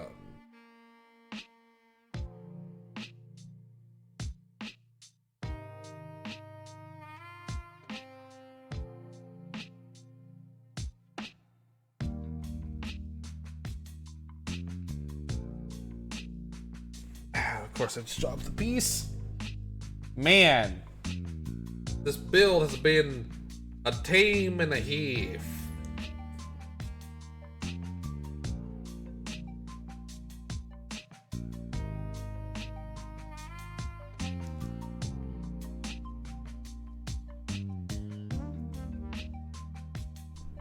There we go. That one went in nice. Try it again with this guy and this one.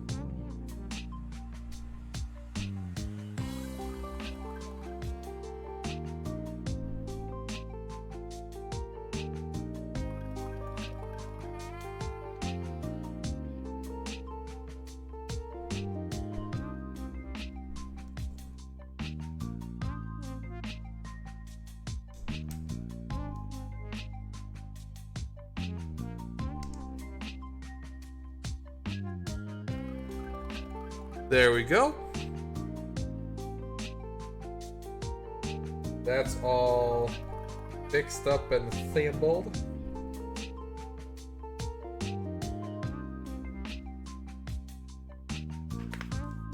Oh man. Let's do a quick little stretch before we continue.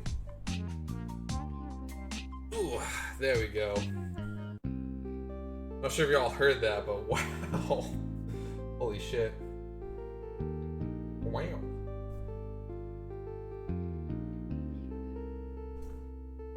Shit.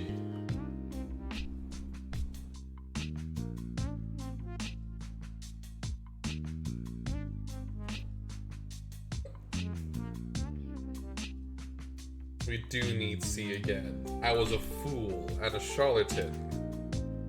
Jumping the gun left, right, and center.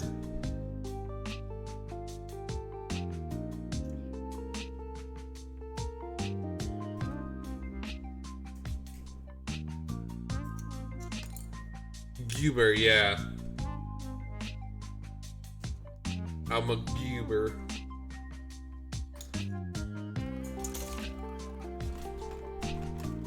I think it's just like a flap. Like a weird little flappy thing. Yeah, it is a flappy thing. I thought these flappy things were for the backpack. But they're not for the leggies.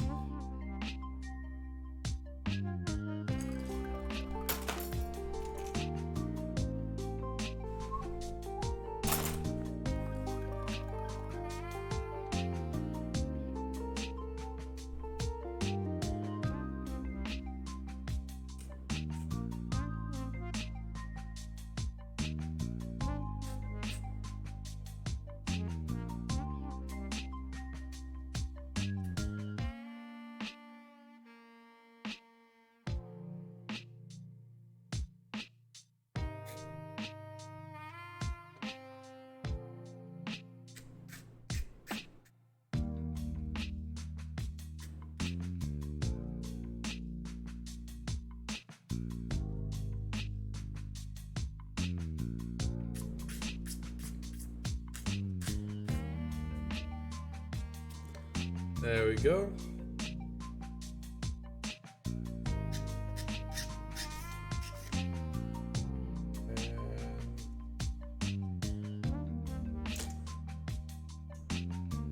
Hang on, where the oh, there it is.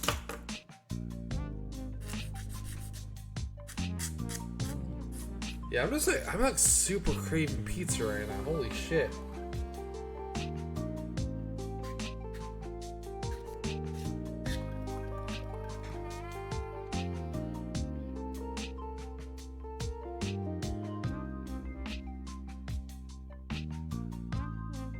I have no idea why. I haven't like even really had pizza in a while.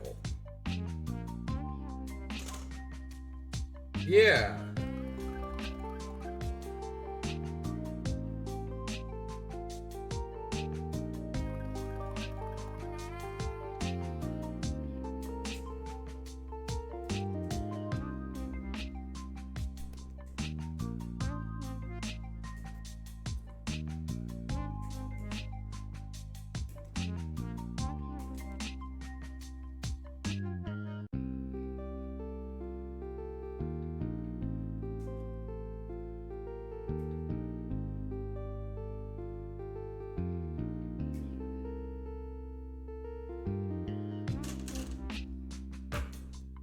Move these to the side so I don't accidentally lose them.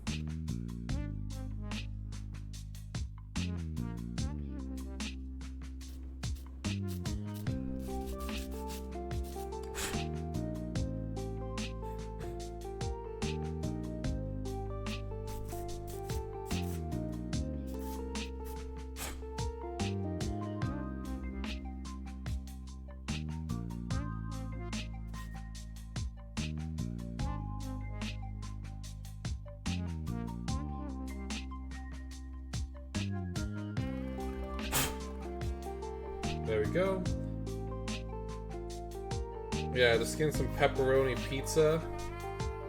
Maybe with some cheese sticks. That sounds like a pretty boss-ass meal right now. And there goes my tiny-ass little piece.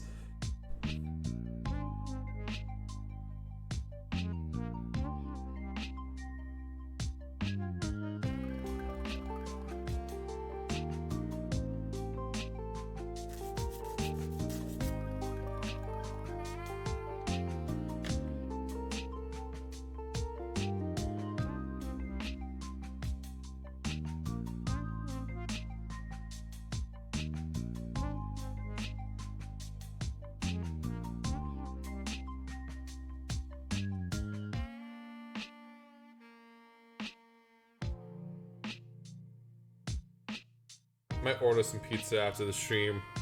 Not even gonna lie.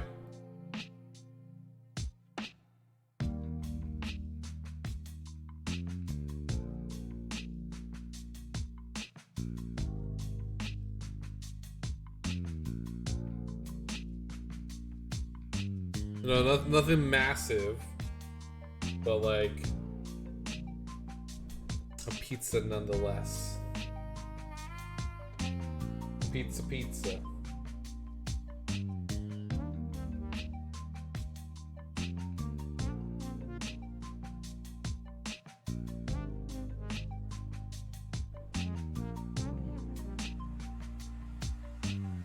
Oh, Panda.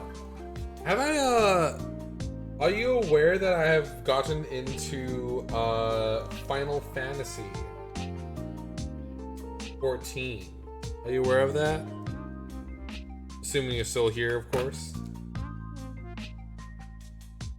So I've been playing the heck out of that game for a while now. I think for... Yeah, I have discovered that I really enjoy tanking. Like, genuinely really enjoy tanking. I feel like a main character when I tank.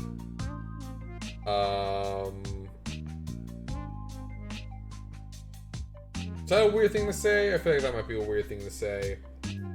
Either way, tanking is really fun.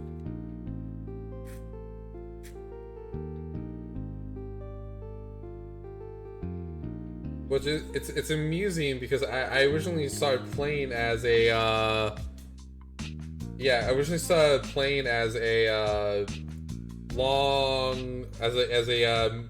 ranged DPS. I was playing as the Bard / Archer. So the fact that I'm now super into tanking is like the complete opposite of it, which I think is really funny. And right before I took a break for the day, I just unlocked Gunbreaker. Which just means to get all the tank classes, I just need to get the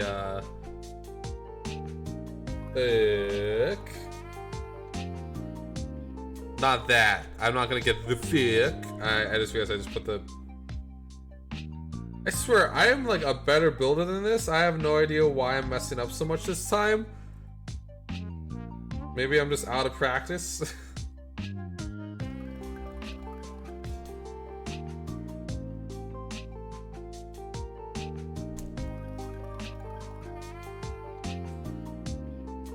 Yeah, I have the Gunbreaker. I just need the Paladin and the Marauder. So as Summoner, I want to Warrior. Give two big give B big bladed stick bunga bunga.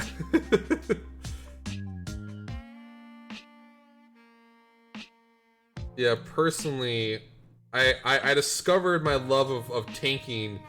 So I went into Heaven's War and I was like, you know what? I want to shake it up a bit, right? Because my original plan was going to be Machinist immediately after like as soon as possible. But I decided to shake it up and play tank. And I love playing the Dark Knight. Dark Knight feels very good to play.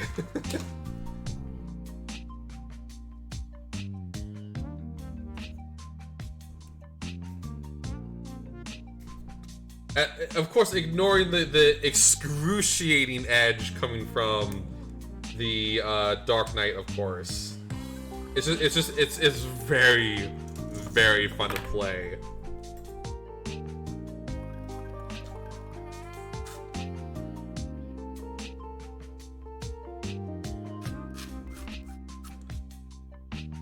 While you have a big bladed stick bunga bunga, I have a big piece of metal.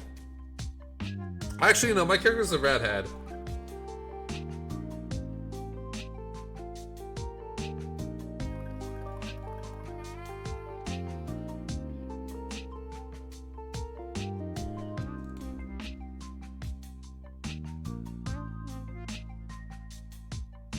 I do have a lofty goal of trying to make the least edgy Black Knight or Dark Knight, whatever, possible using glamour in the future. That's one of my goals.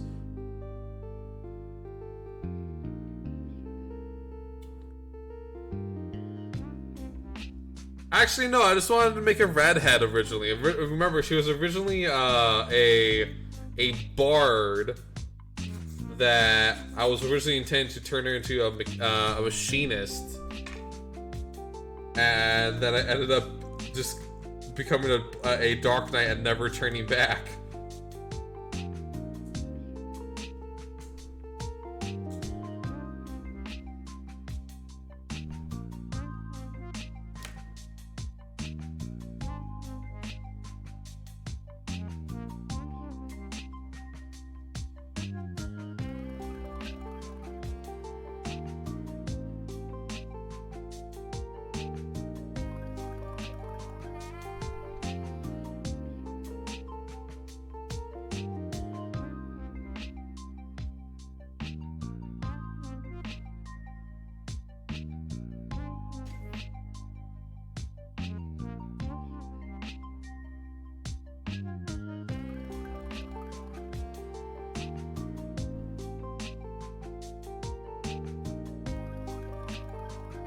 Although that being said, I have been thinking about trying to like power level Paladin.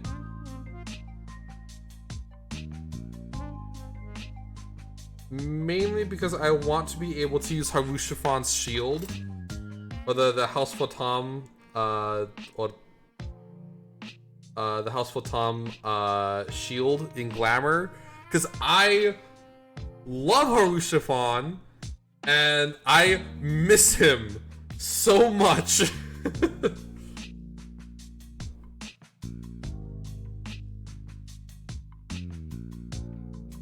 I screamed when he reappeared that one time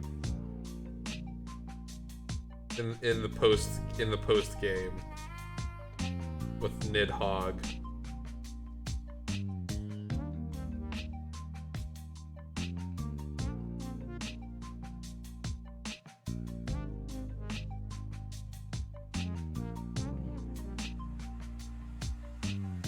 yeah, fucking, oh man, it was fun.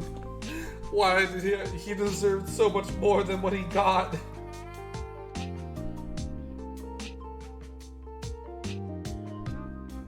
He deserved so much. And what did he get? He fucking got shit all for all he did.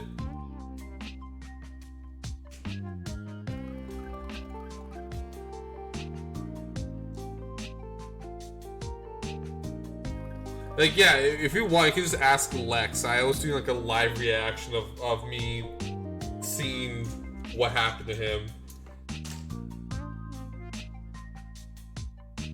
Screaming the entire way through.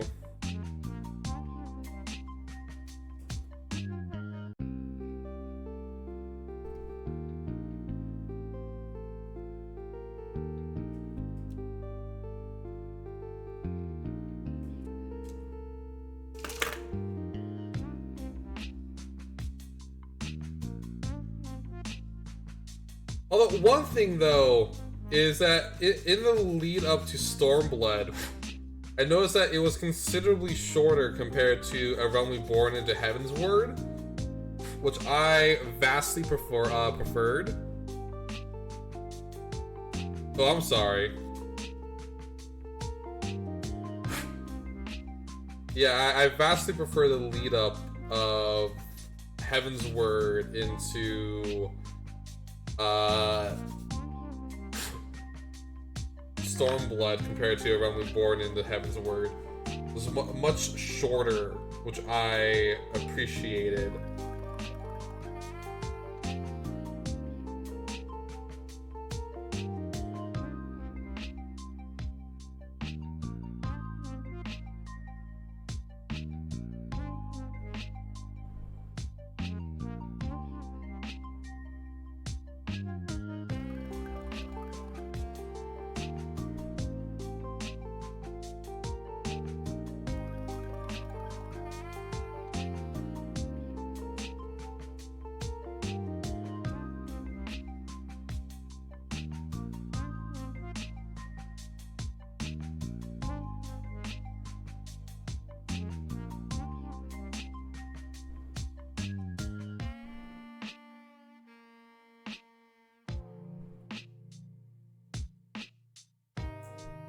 Hang on, what the?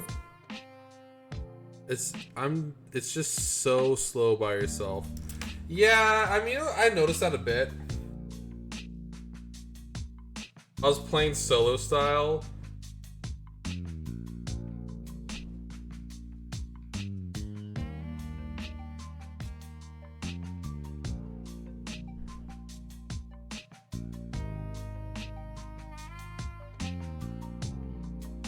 Hang on a second, what the fuck?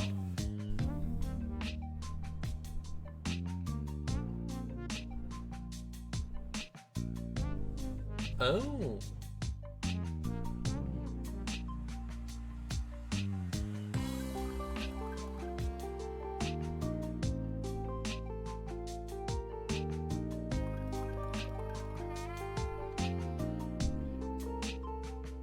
You know what? I mean, he's in first, and then let's figure out what the fuck's going on with the fucking upper leg.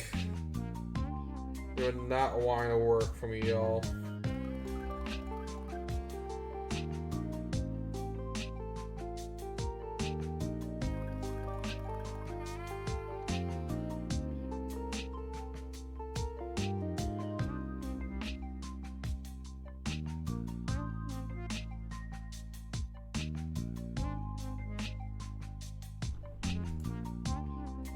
Hang on a second.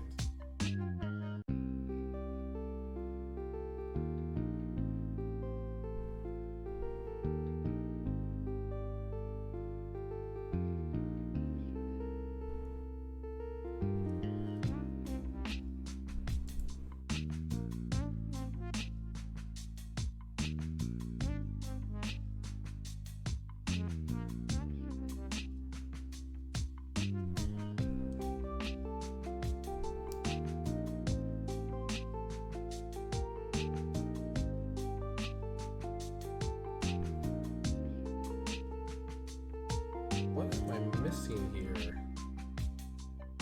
Just the wrong side? What? What's going on?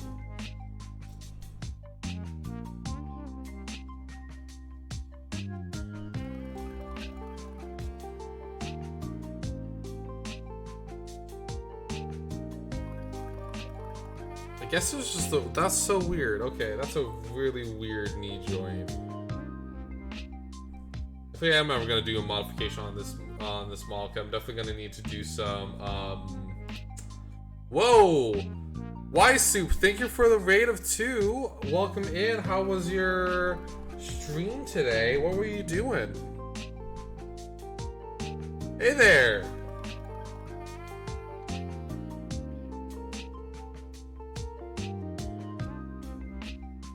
Yeah, well, hello.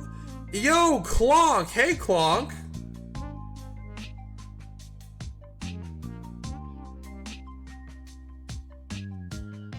It feels like it's been forever since we last talked.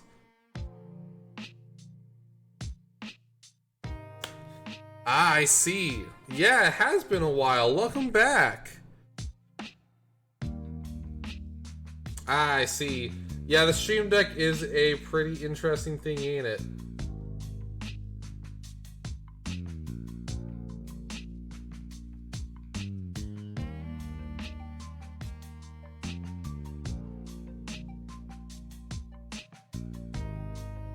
Clonk remembered it.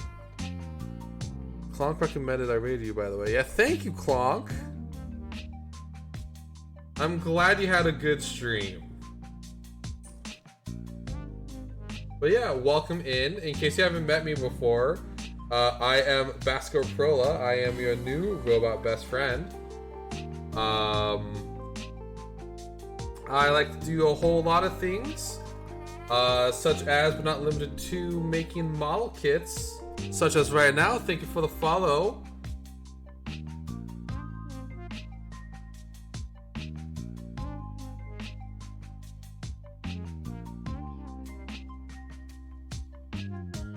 I don't know why it's been doubling up on notification sounds recently, but it has, so. But yeah, thank you so much for the follow. Thank you so much for the raid. Yeah. Yeah, I'm building a boy. Random Gundam lore. Green Clonk, what would you like to know about Gundam today?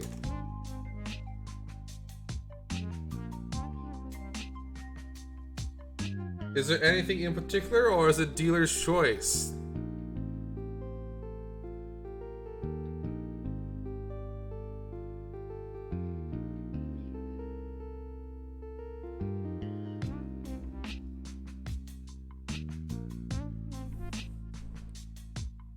About Iron-Blooded Orphans? Yeah, there's a couple interesting things about Iron-Blooded Orphans. For instance, there is a brand new mobile game coming out for it, featuring a mobile 2 Gundams in it. I did that backwards, I think.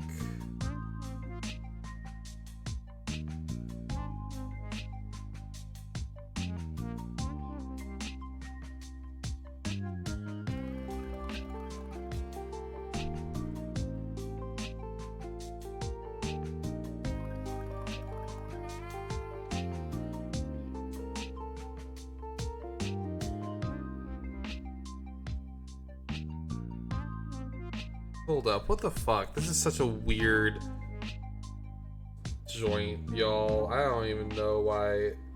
It's like the fuck. But yeah, there is a there was a Gundam that they revealed for Uther's Hunt, as it's called, where it's theorized that it has not seen any combat. Nope, that is definitely backwards. Primarily because they found it inside a asteroid field and it had 0 combat data on it, which implies a lack of combat. Either that or they for some reason felt the need to delete the combat data, which is like, why would you delete a Gundam's combat data?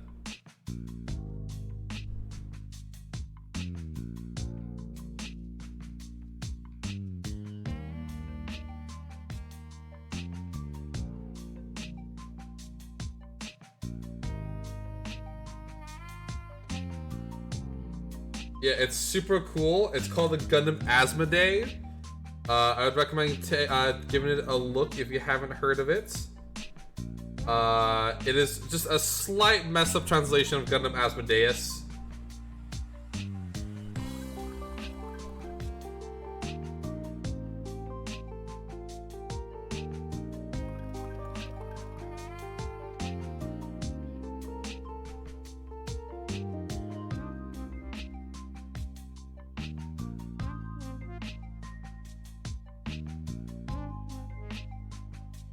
There we are.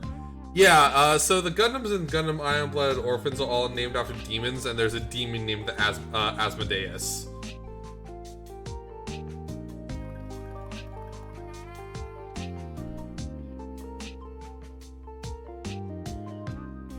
Legs complete. I think we're moving on to the hips now. Ugh.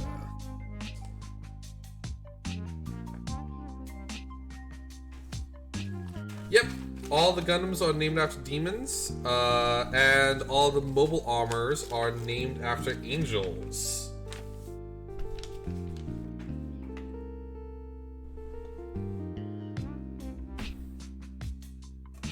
Do you think there's a Gundam Lucifer, Satan, and Lilith? I don't think there is.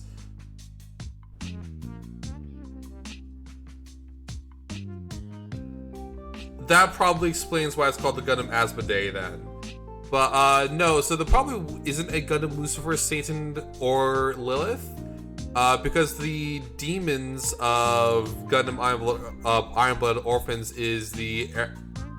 Yeah, I was about to say it's the Goetia? I've never said that word out loud. Demons. Which are, also, I think the demons that Solomon cataloged too. I think that's also like another appearance that they have in, but they are not Satan. They are subservient to Satan, but I don't assume there is a Gundam Satan or Lucifer or Beelzebub. Although a Gundam Beelzebub is a pretty good name. Oh, that's an entire leg that I just finished. Well, other leg, I should say.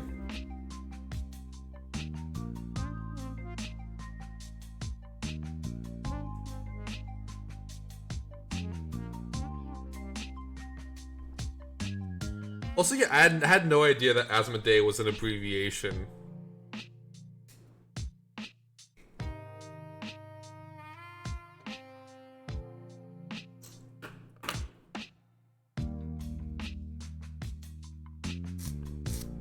I just assumed this entire time that it was a messed up translation.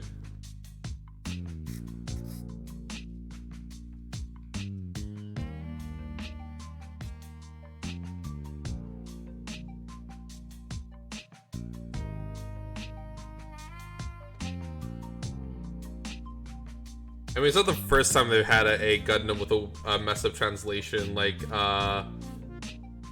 Gundam, the Gundam Load Astray, even though it's supposed to be called the Lord Astray.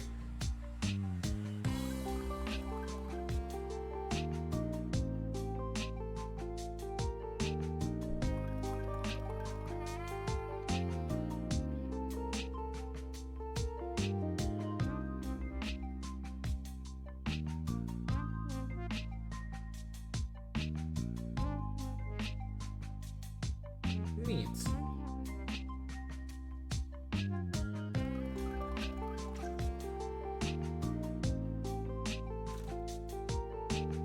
Yeah, so like, I'm pretty sure, like, because it's based on a suit called the Lord Astray, right? The Astray, the Gundam Astray Load Double Rebake, I think it's called.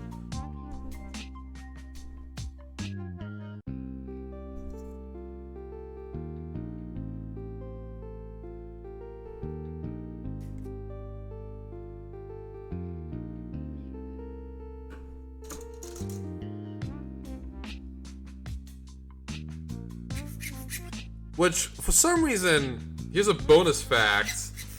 The Gundam Gushin in Iron Blooded Orphans, its upgrades are for some reason named after coffee.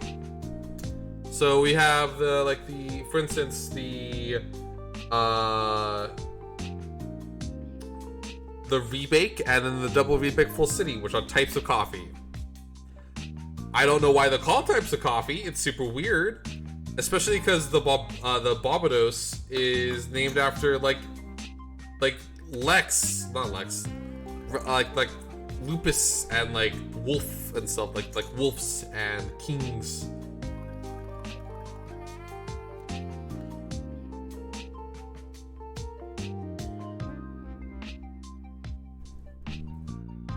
It's just super weird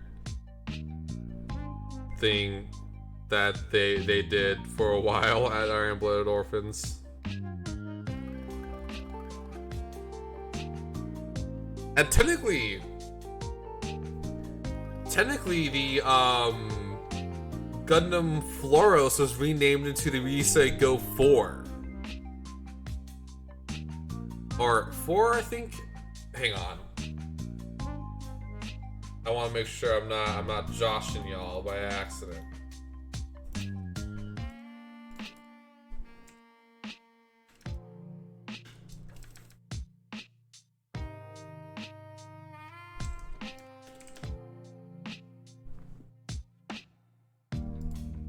Yeah, the Gundam Ryusei Go 4 is the Gundam Floros.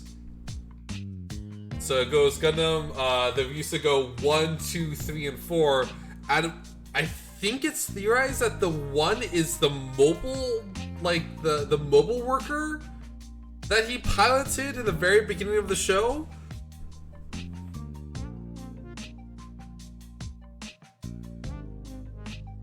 Which for some reason I find that very funny.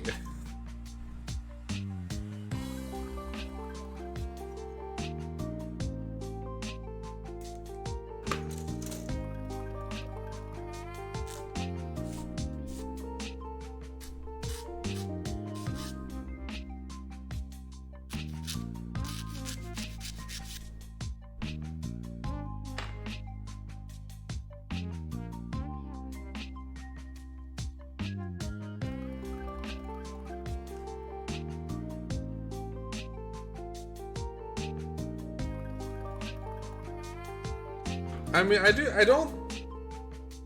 I see why he did that. Like, I don't think it's a bad decision that he was calling them like the Ryusei Go, but at the same time, it's super weird in my mind that it's called the Ryusei Go 4, because technically speaking, we only see the Ryusei Go 1, that being his mobile worker, for like 2 episodes in the background.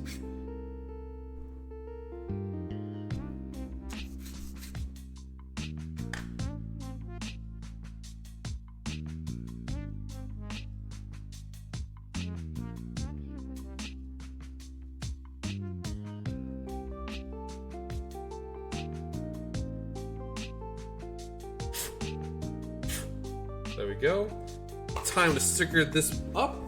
Let's just look at him and his squeezing boyfriends. Yeah, I feel like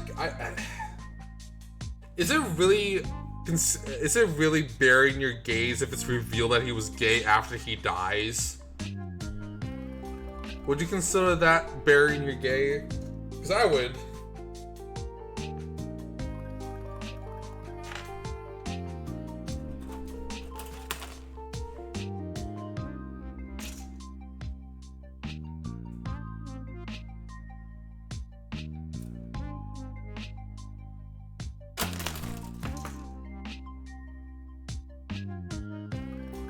But hey, at least technically he was the first gay Gundam character. Or I think kind of bisexual?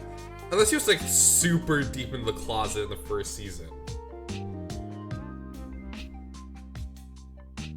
Because in the first season he was also talking about getting girls and stuff like that. So unless he was super deep in the closet, he could be bisexual.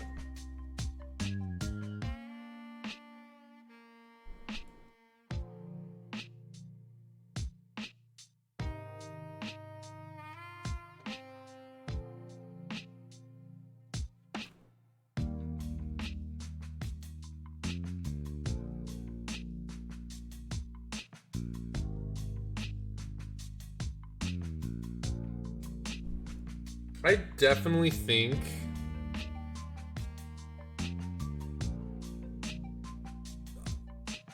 okay.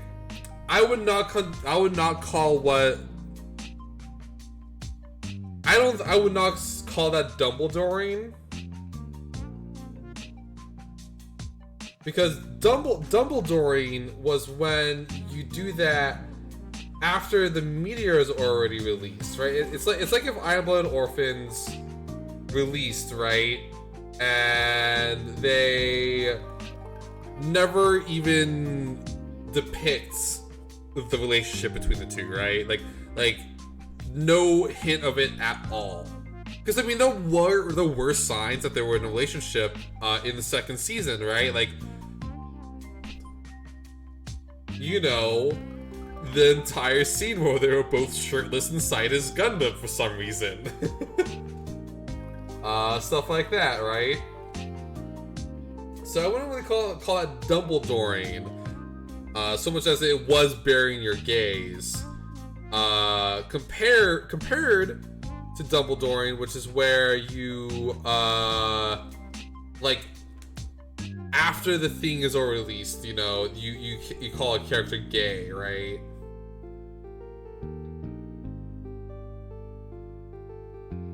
Like that's the difference, right?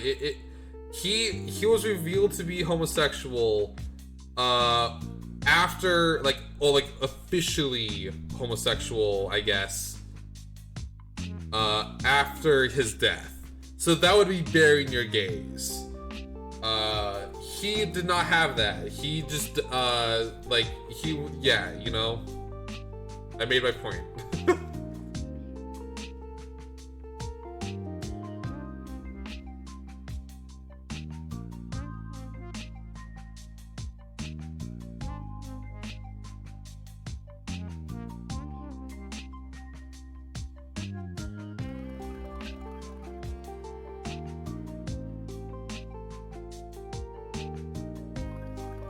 I also forgot to do the stickers on the front of the legs, so I'm quickly doing that.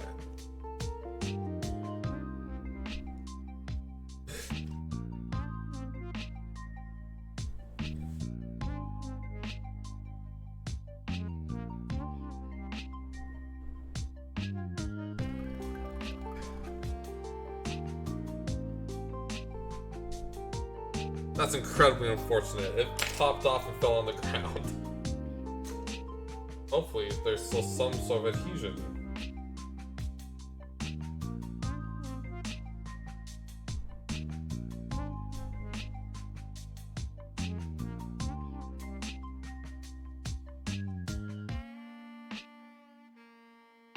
There we go.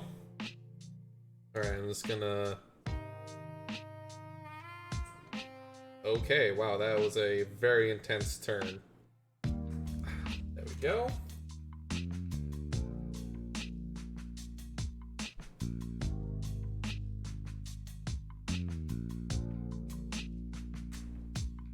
There we go. Yeah, wow. This... I legit think if I did not include the stickers, the suit would look much more boring than it does right now, right? If I neglected to put the stickers on, it would be suffering from it. So I still don't regret not putting the forehead gem on because I'm not gonna deal with that bullshit.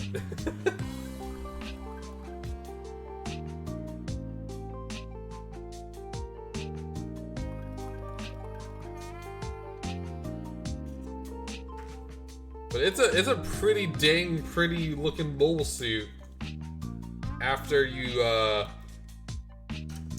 apply all the stickers to it.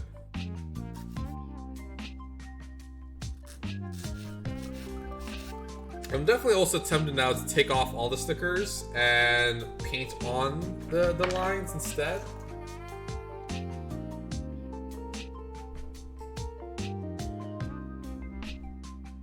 But that remains to be seen. I think it depends on how well the stickers adhere. So like, you know, if it's very poor adhesion, I might do that.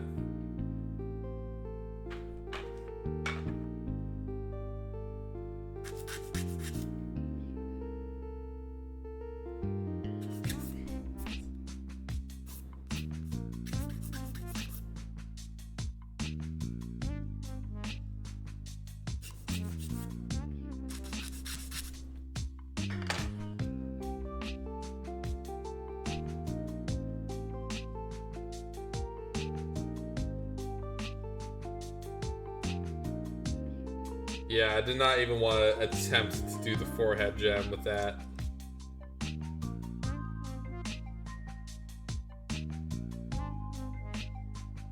Yeah, look at this pretty looking boy. Also, time to do this little test.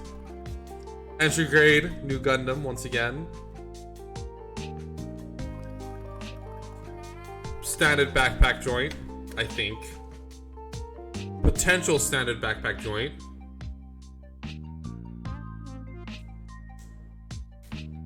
Just, okay, a little too big.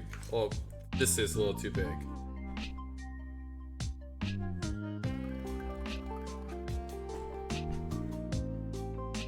Is it just a little too small to be considered a standard backpack joint?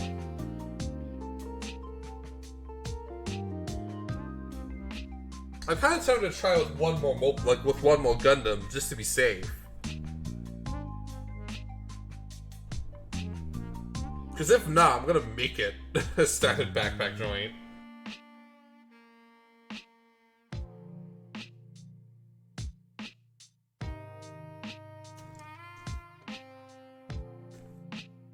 The peg holes are a little too close. Damn! You hate to see it. Yeah, you fucking hate to see that.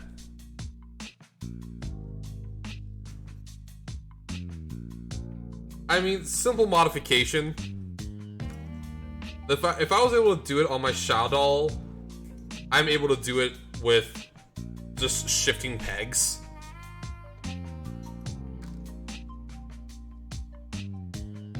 Which, by the way, just want to say this real quick. I was still like 100% riding the high of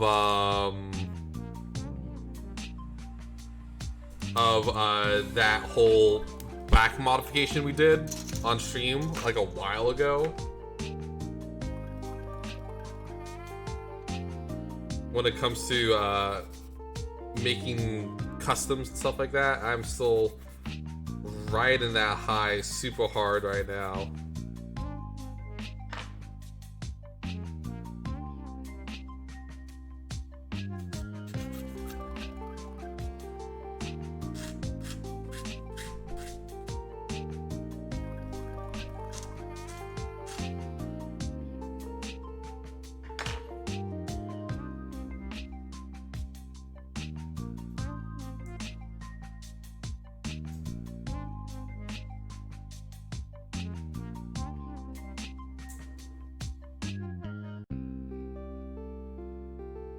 But hey, you know what? It means, if anything, that I now have the skill and the know-how to actually modify suits to be able to accept more backpack joints. And if I'm able to make, and I think it might be a pretty simple modification to give this the standard pegs. That is depending on how the suit actually, on how the backpack works. It could be a kind of a pain in the ass. It could be.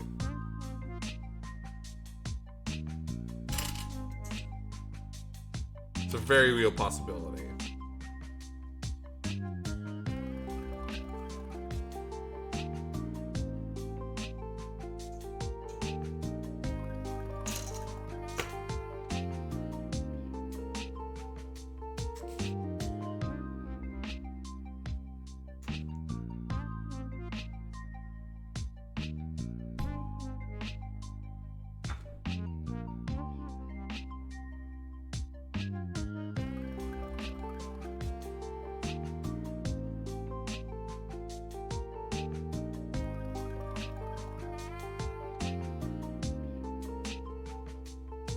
And I called it earlier in the stream, this is in fact going to be a mechanically complex backpack.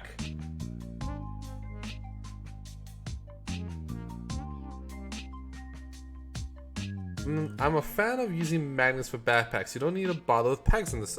Actually, that's a really good idea. But here, let me get the shuttle just in case y'all don't remember what I am talking about. Which, if I'm being honest here, it's barely a shuttle anymore. So I probably shouldn't call it a shadow anymore because it's kind of not.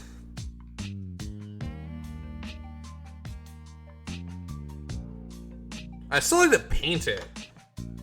I haven't really had the confidence to paint since I don't have my airbrush and stuff with me right now. I still don't have my airbrush with me.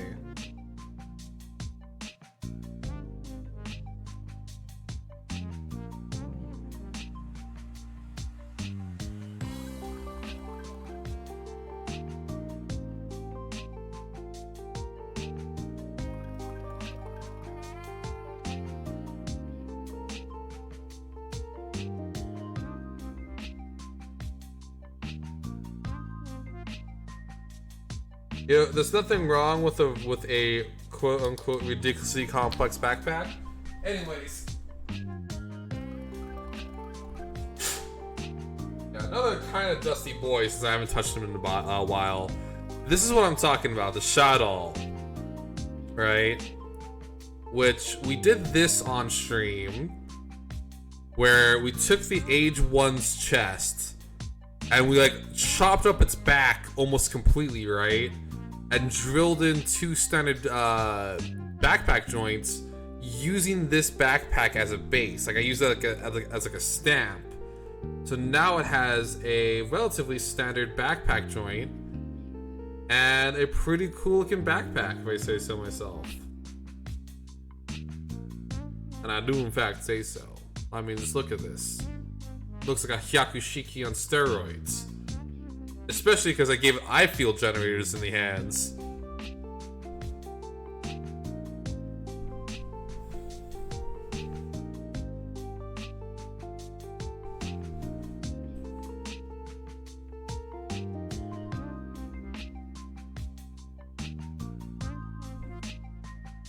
I do in fact say so.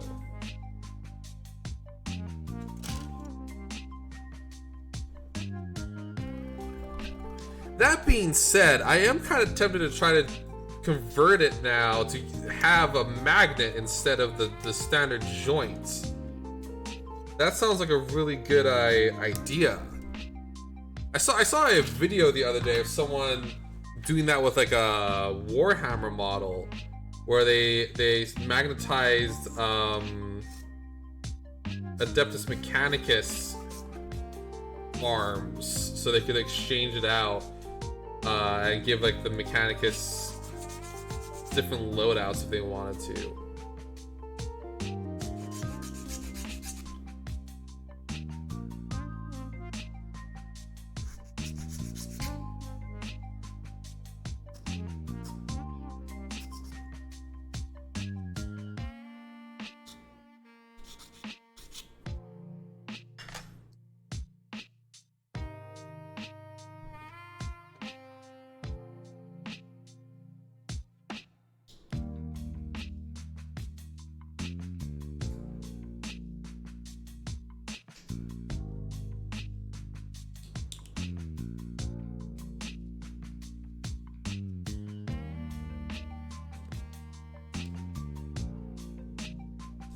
So let's see, we got a hinge. What's kind of like a clasp to it? Oh, I haven't put the arms in yet.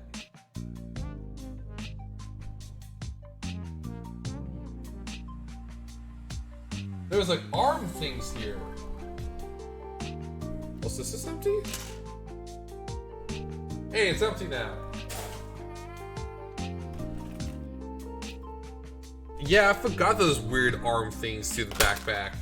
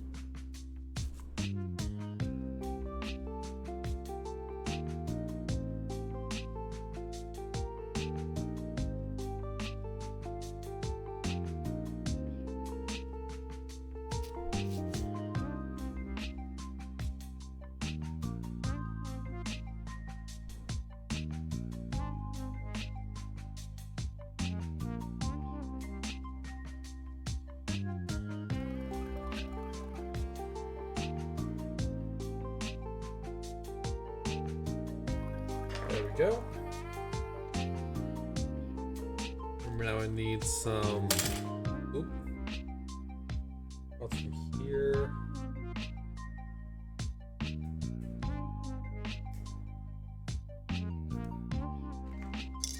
Oh, I almost forgot. I need to put this. I mean, I don't really need to put that on. Probably gonna be displaying it on the stand, honestly.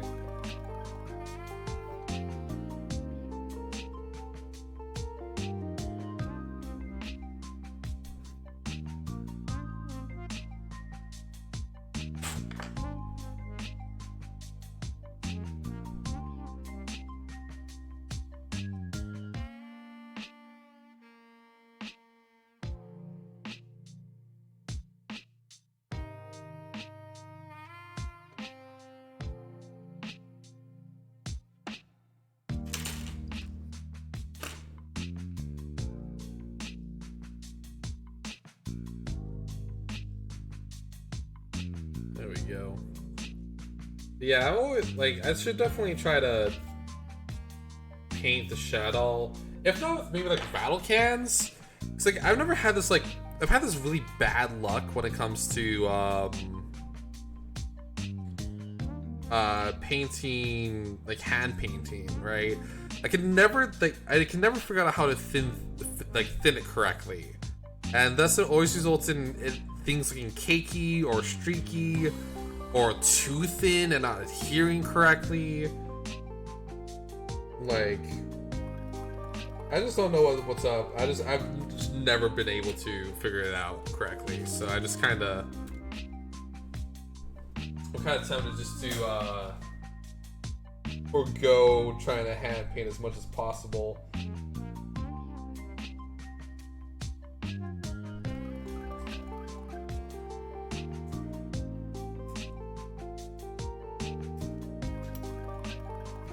And like, I've looked at tutorials and stuff like that, right? Like, it's not from me like not trying to figure out how to hand paint. I just something in my CPU just does not process how to hand paint properly when it comes to thinning, at least, or drying. I think I might just be too impatient. Try to move on to this like second coat when it's still not cured properly.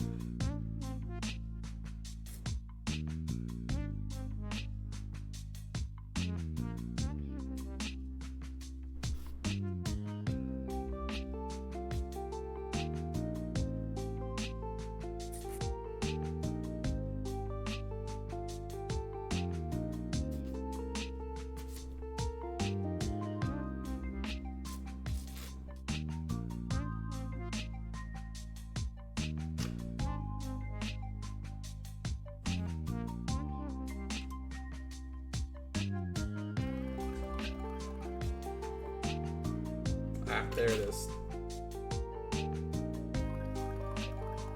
Yeah. ANC makes me really hesitant too, because I don't want to ruin an expensive model. Yeah. I mean, I've been thinking about trying to get like a burner SD or two to just try it out a bit more on.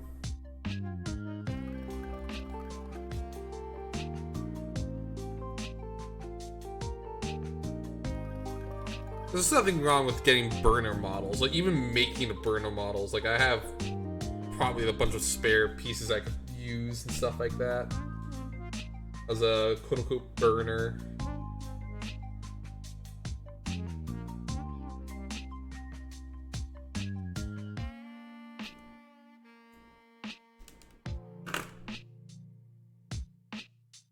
Burn.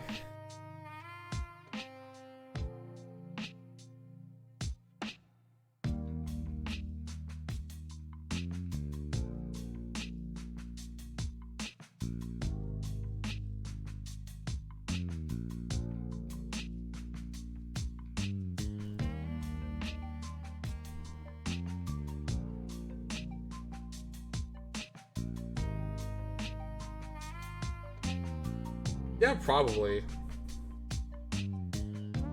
Just the issues trying to find an SD unicorn, you know? Come on.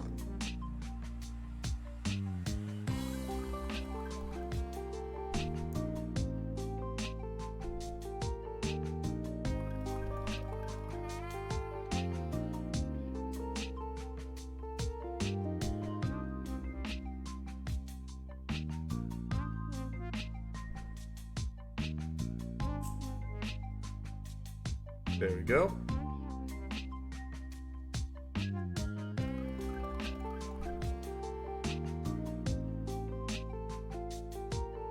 Oh. Oh, tornado warning. Hell yeah. Love to see it, babes.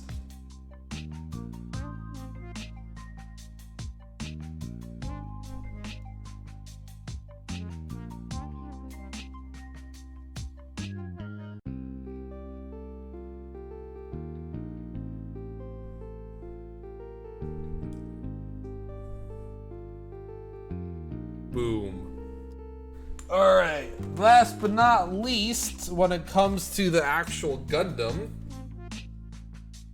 the ring. TM.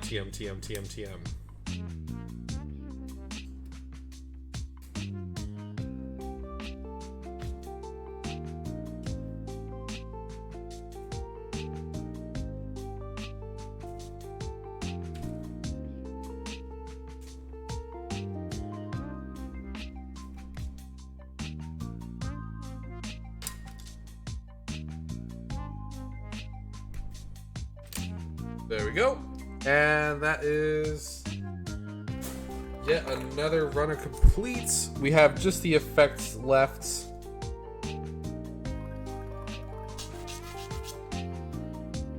And then we can call it a stream. Yeah, I don't think this Gundam even has beam sabers. Can't get an SD, but I can get an SD Tsunaji and send you that. No need to send me anything.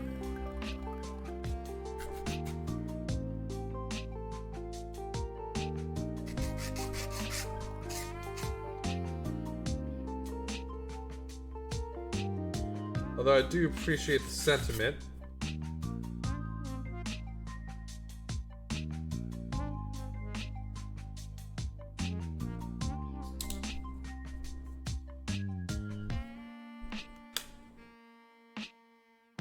I'm gonna do it like this.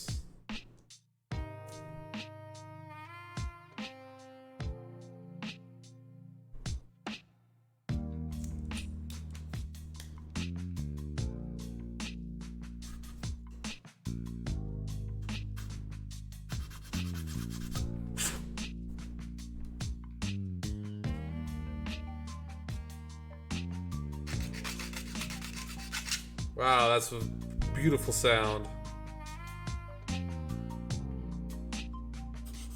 Yeah, I just like it's weird because like you know, it's a mobile suit not meant to fight.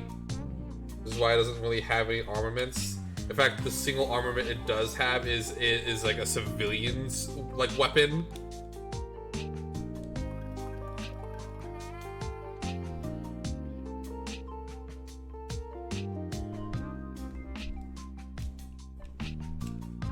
Like it's basically the equivalent of having a revolver in your drawer, but for a Gundam instead. Oh yeah, you can't put it back on because this third peg.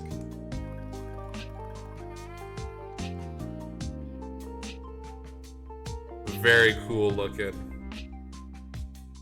And last but not least, just wanna crack this open so I can do the cool display if I wanted to. And in fact, I do want to before we end the stream.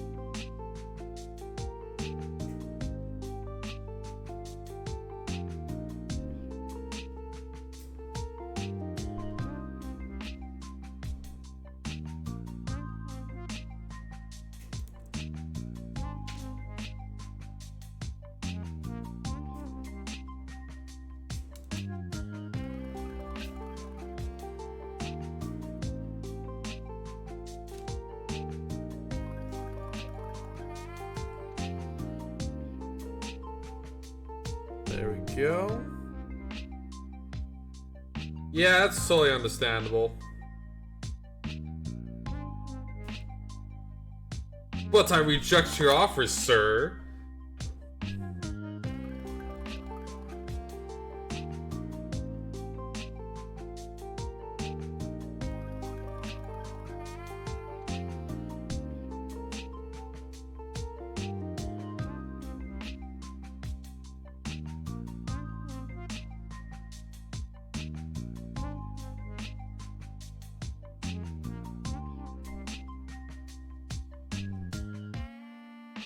There we go. And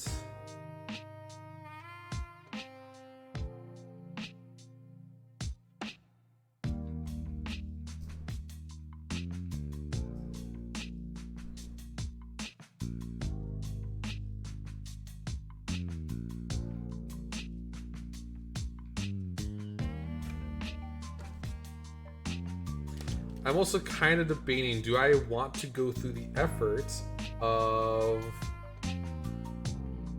cleaning all these rings? I think the answer is going to be yes. Might bug me if I don't. Even if these nubs do have horrible fucking placement, why would they ever put a nub on the inside of a fucking ring? Like, what were they thinking?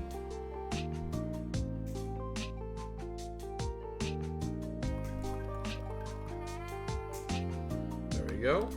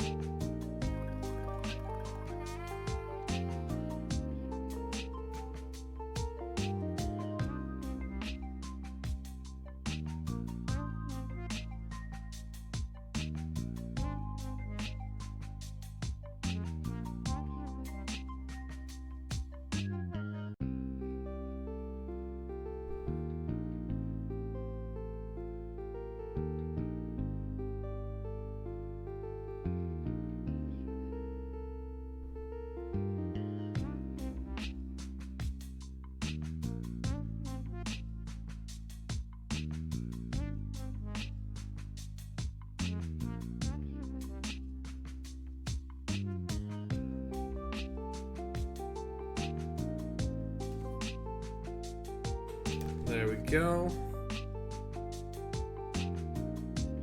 I warned you, bro. I warned you about them models, bro.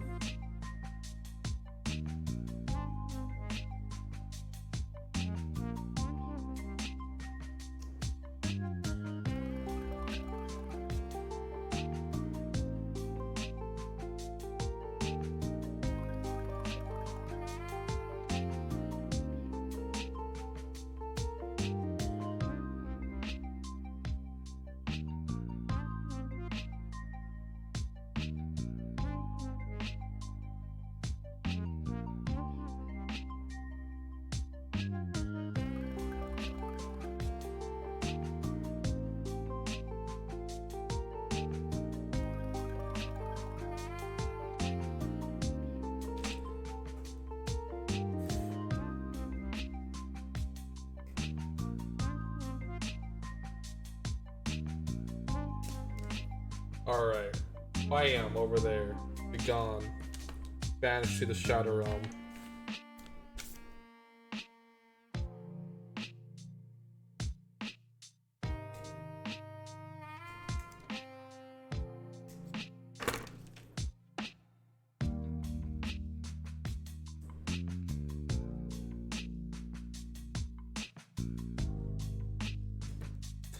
Ah, that's what this rod's for.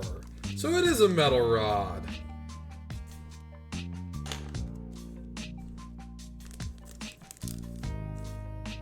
Yeah, it's just a straight up piece of metal.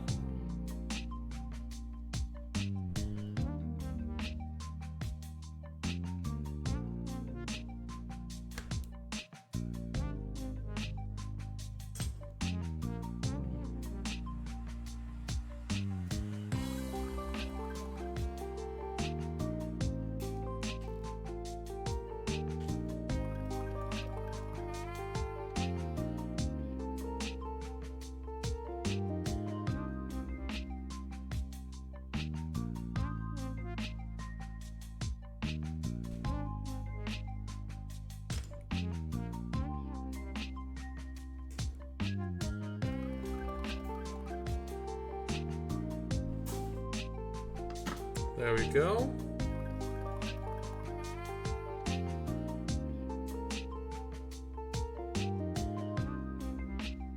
Oh shit. Yeah, I can see that coming.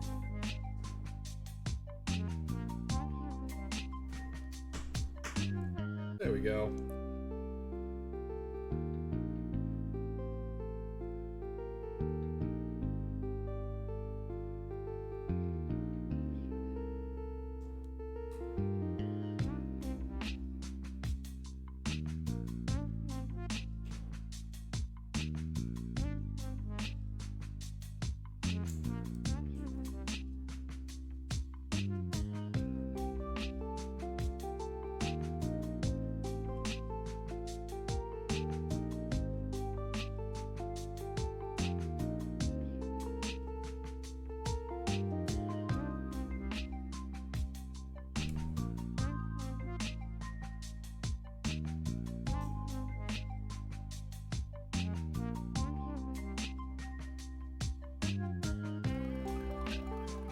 There we are. I'm just gonna kind of shimmy that right up that butthole, that boot hole,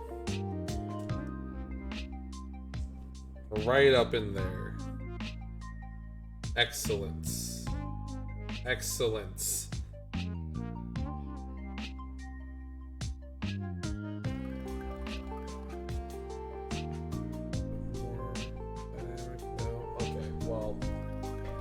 And now we can just kind of shove that up the extended buttes hole. Yeah, now that's what I'm talking about, baby. Well, this is a very fun build. Very unique. Like, I'm not sure if like all seed kits are like this. I don't really have a ton, honestly. But this one was very fun to build, very different from what I would usually call a normal Gundam. Well, also keep in mind, I've also been building model kits for way longer than you, bro. So don't even sweat that was faster than you. So, yeah, very cool build. You know what? We also just finished just at 3 hours, which is usually when we end. Or been trying to end. So, with that in mind, I hope you all enjoyed today's stream. I say, let's do a raid. Who is online? Let's see. A lot of people are online right now.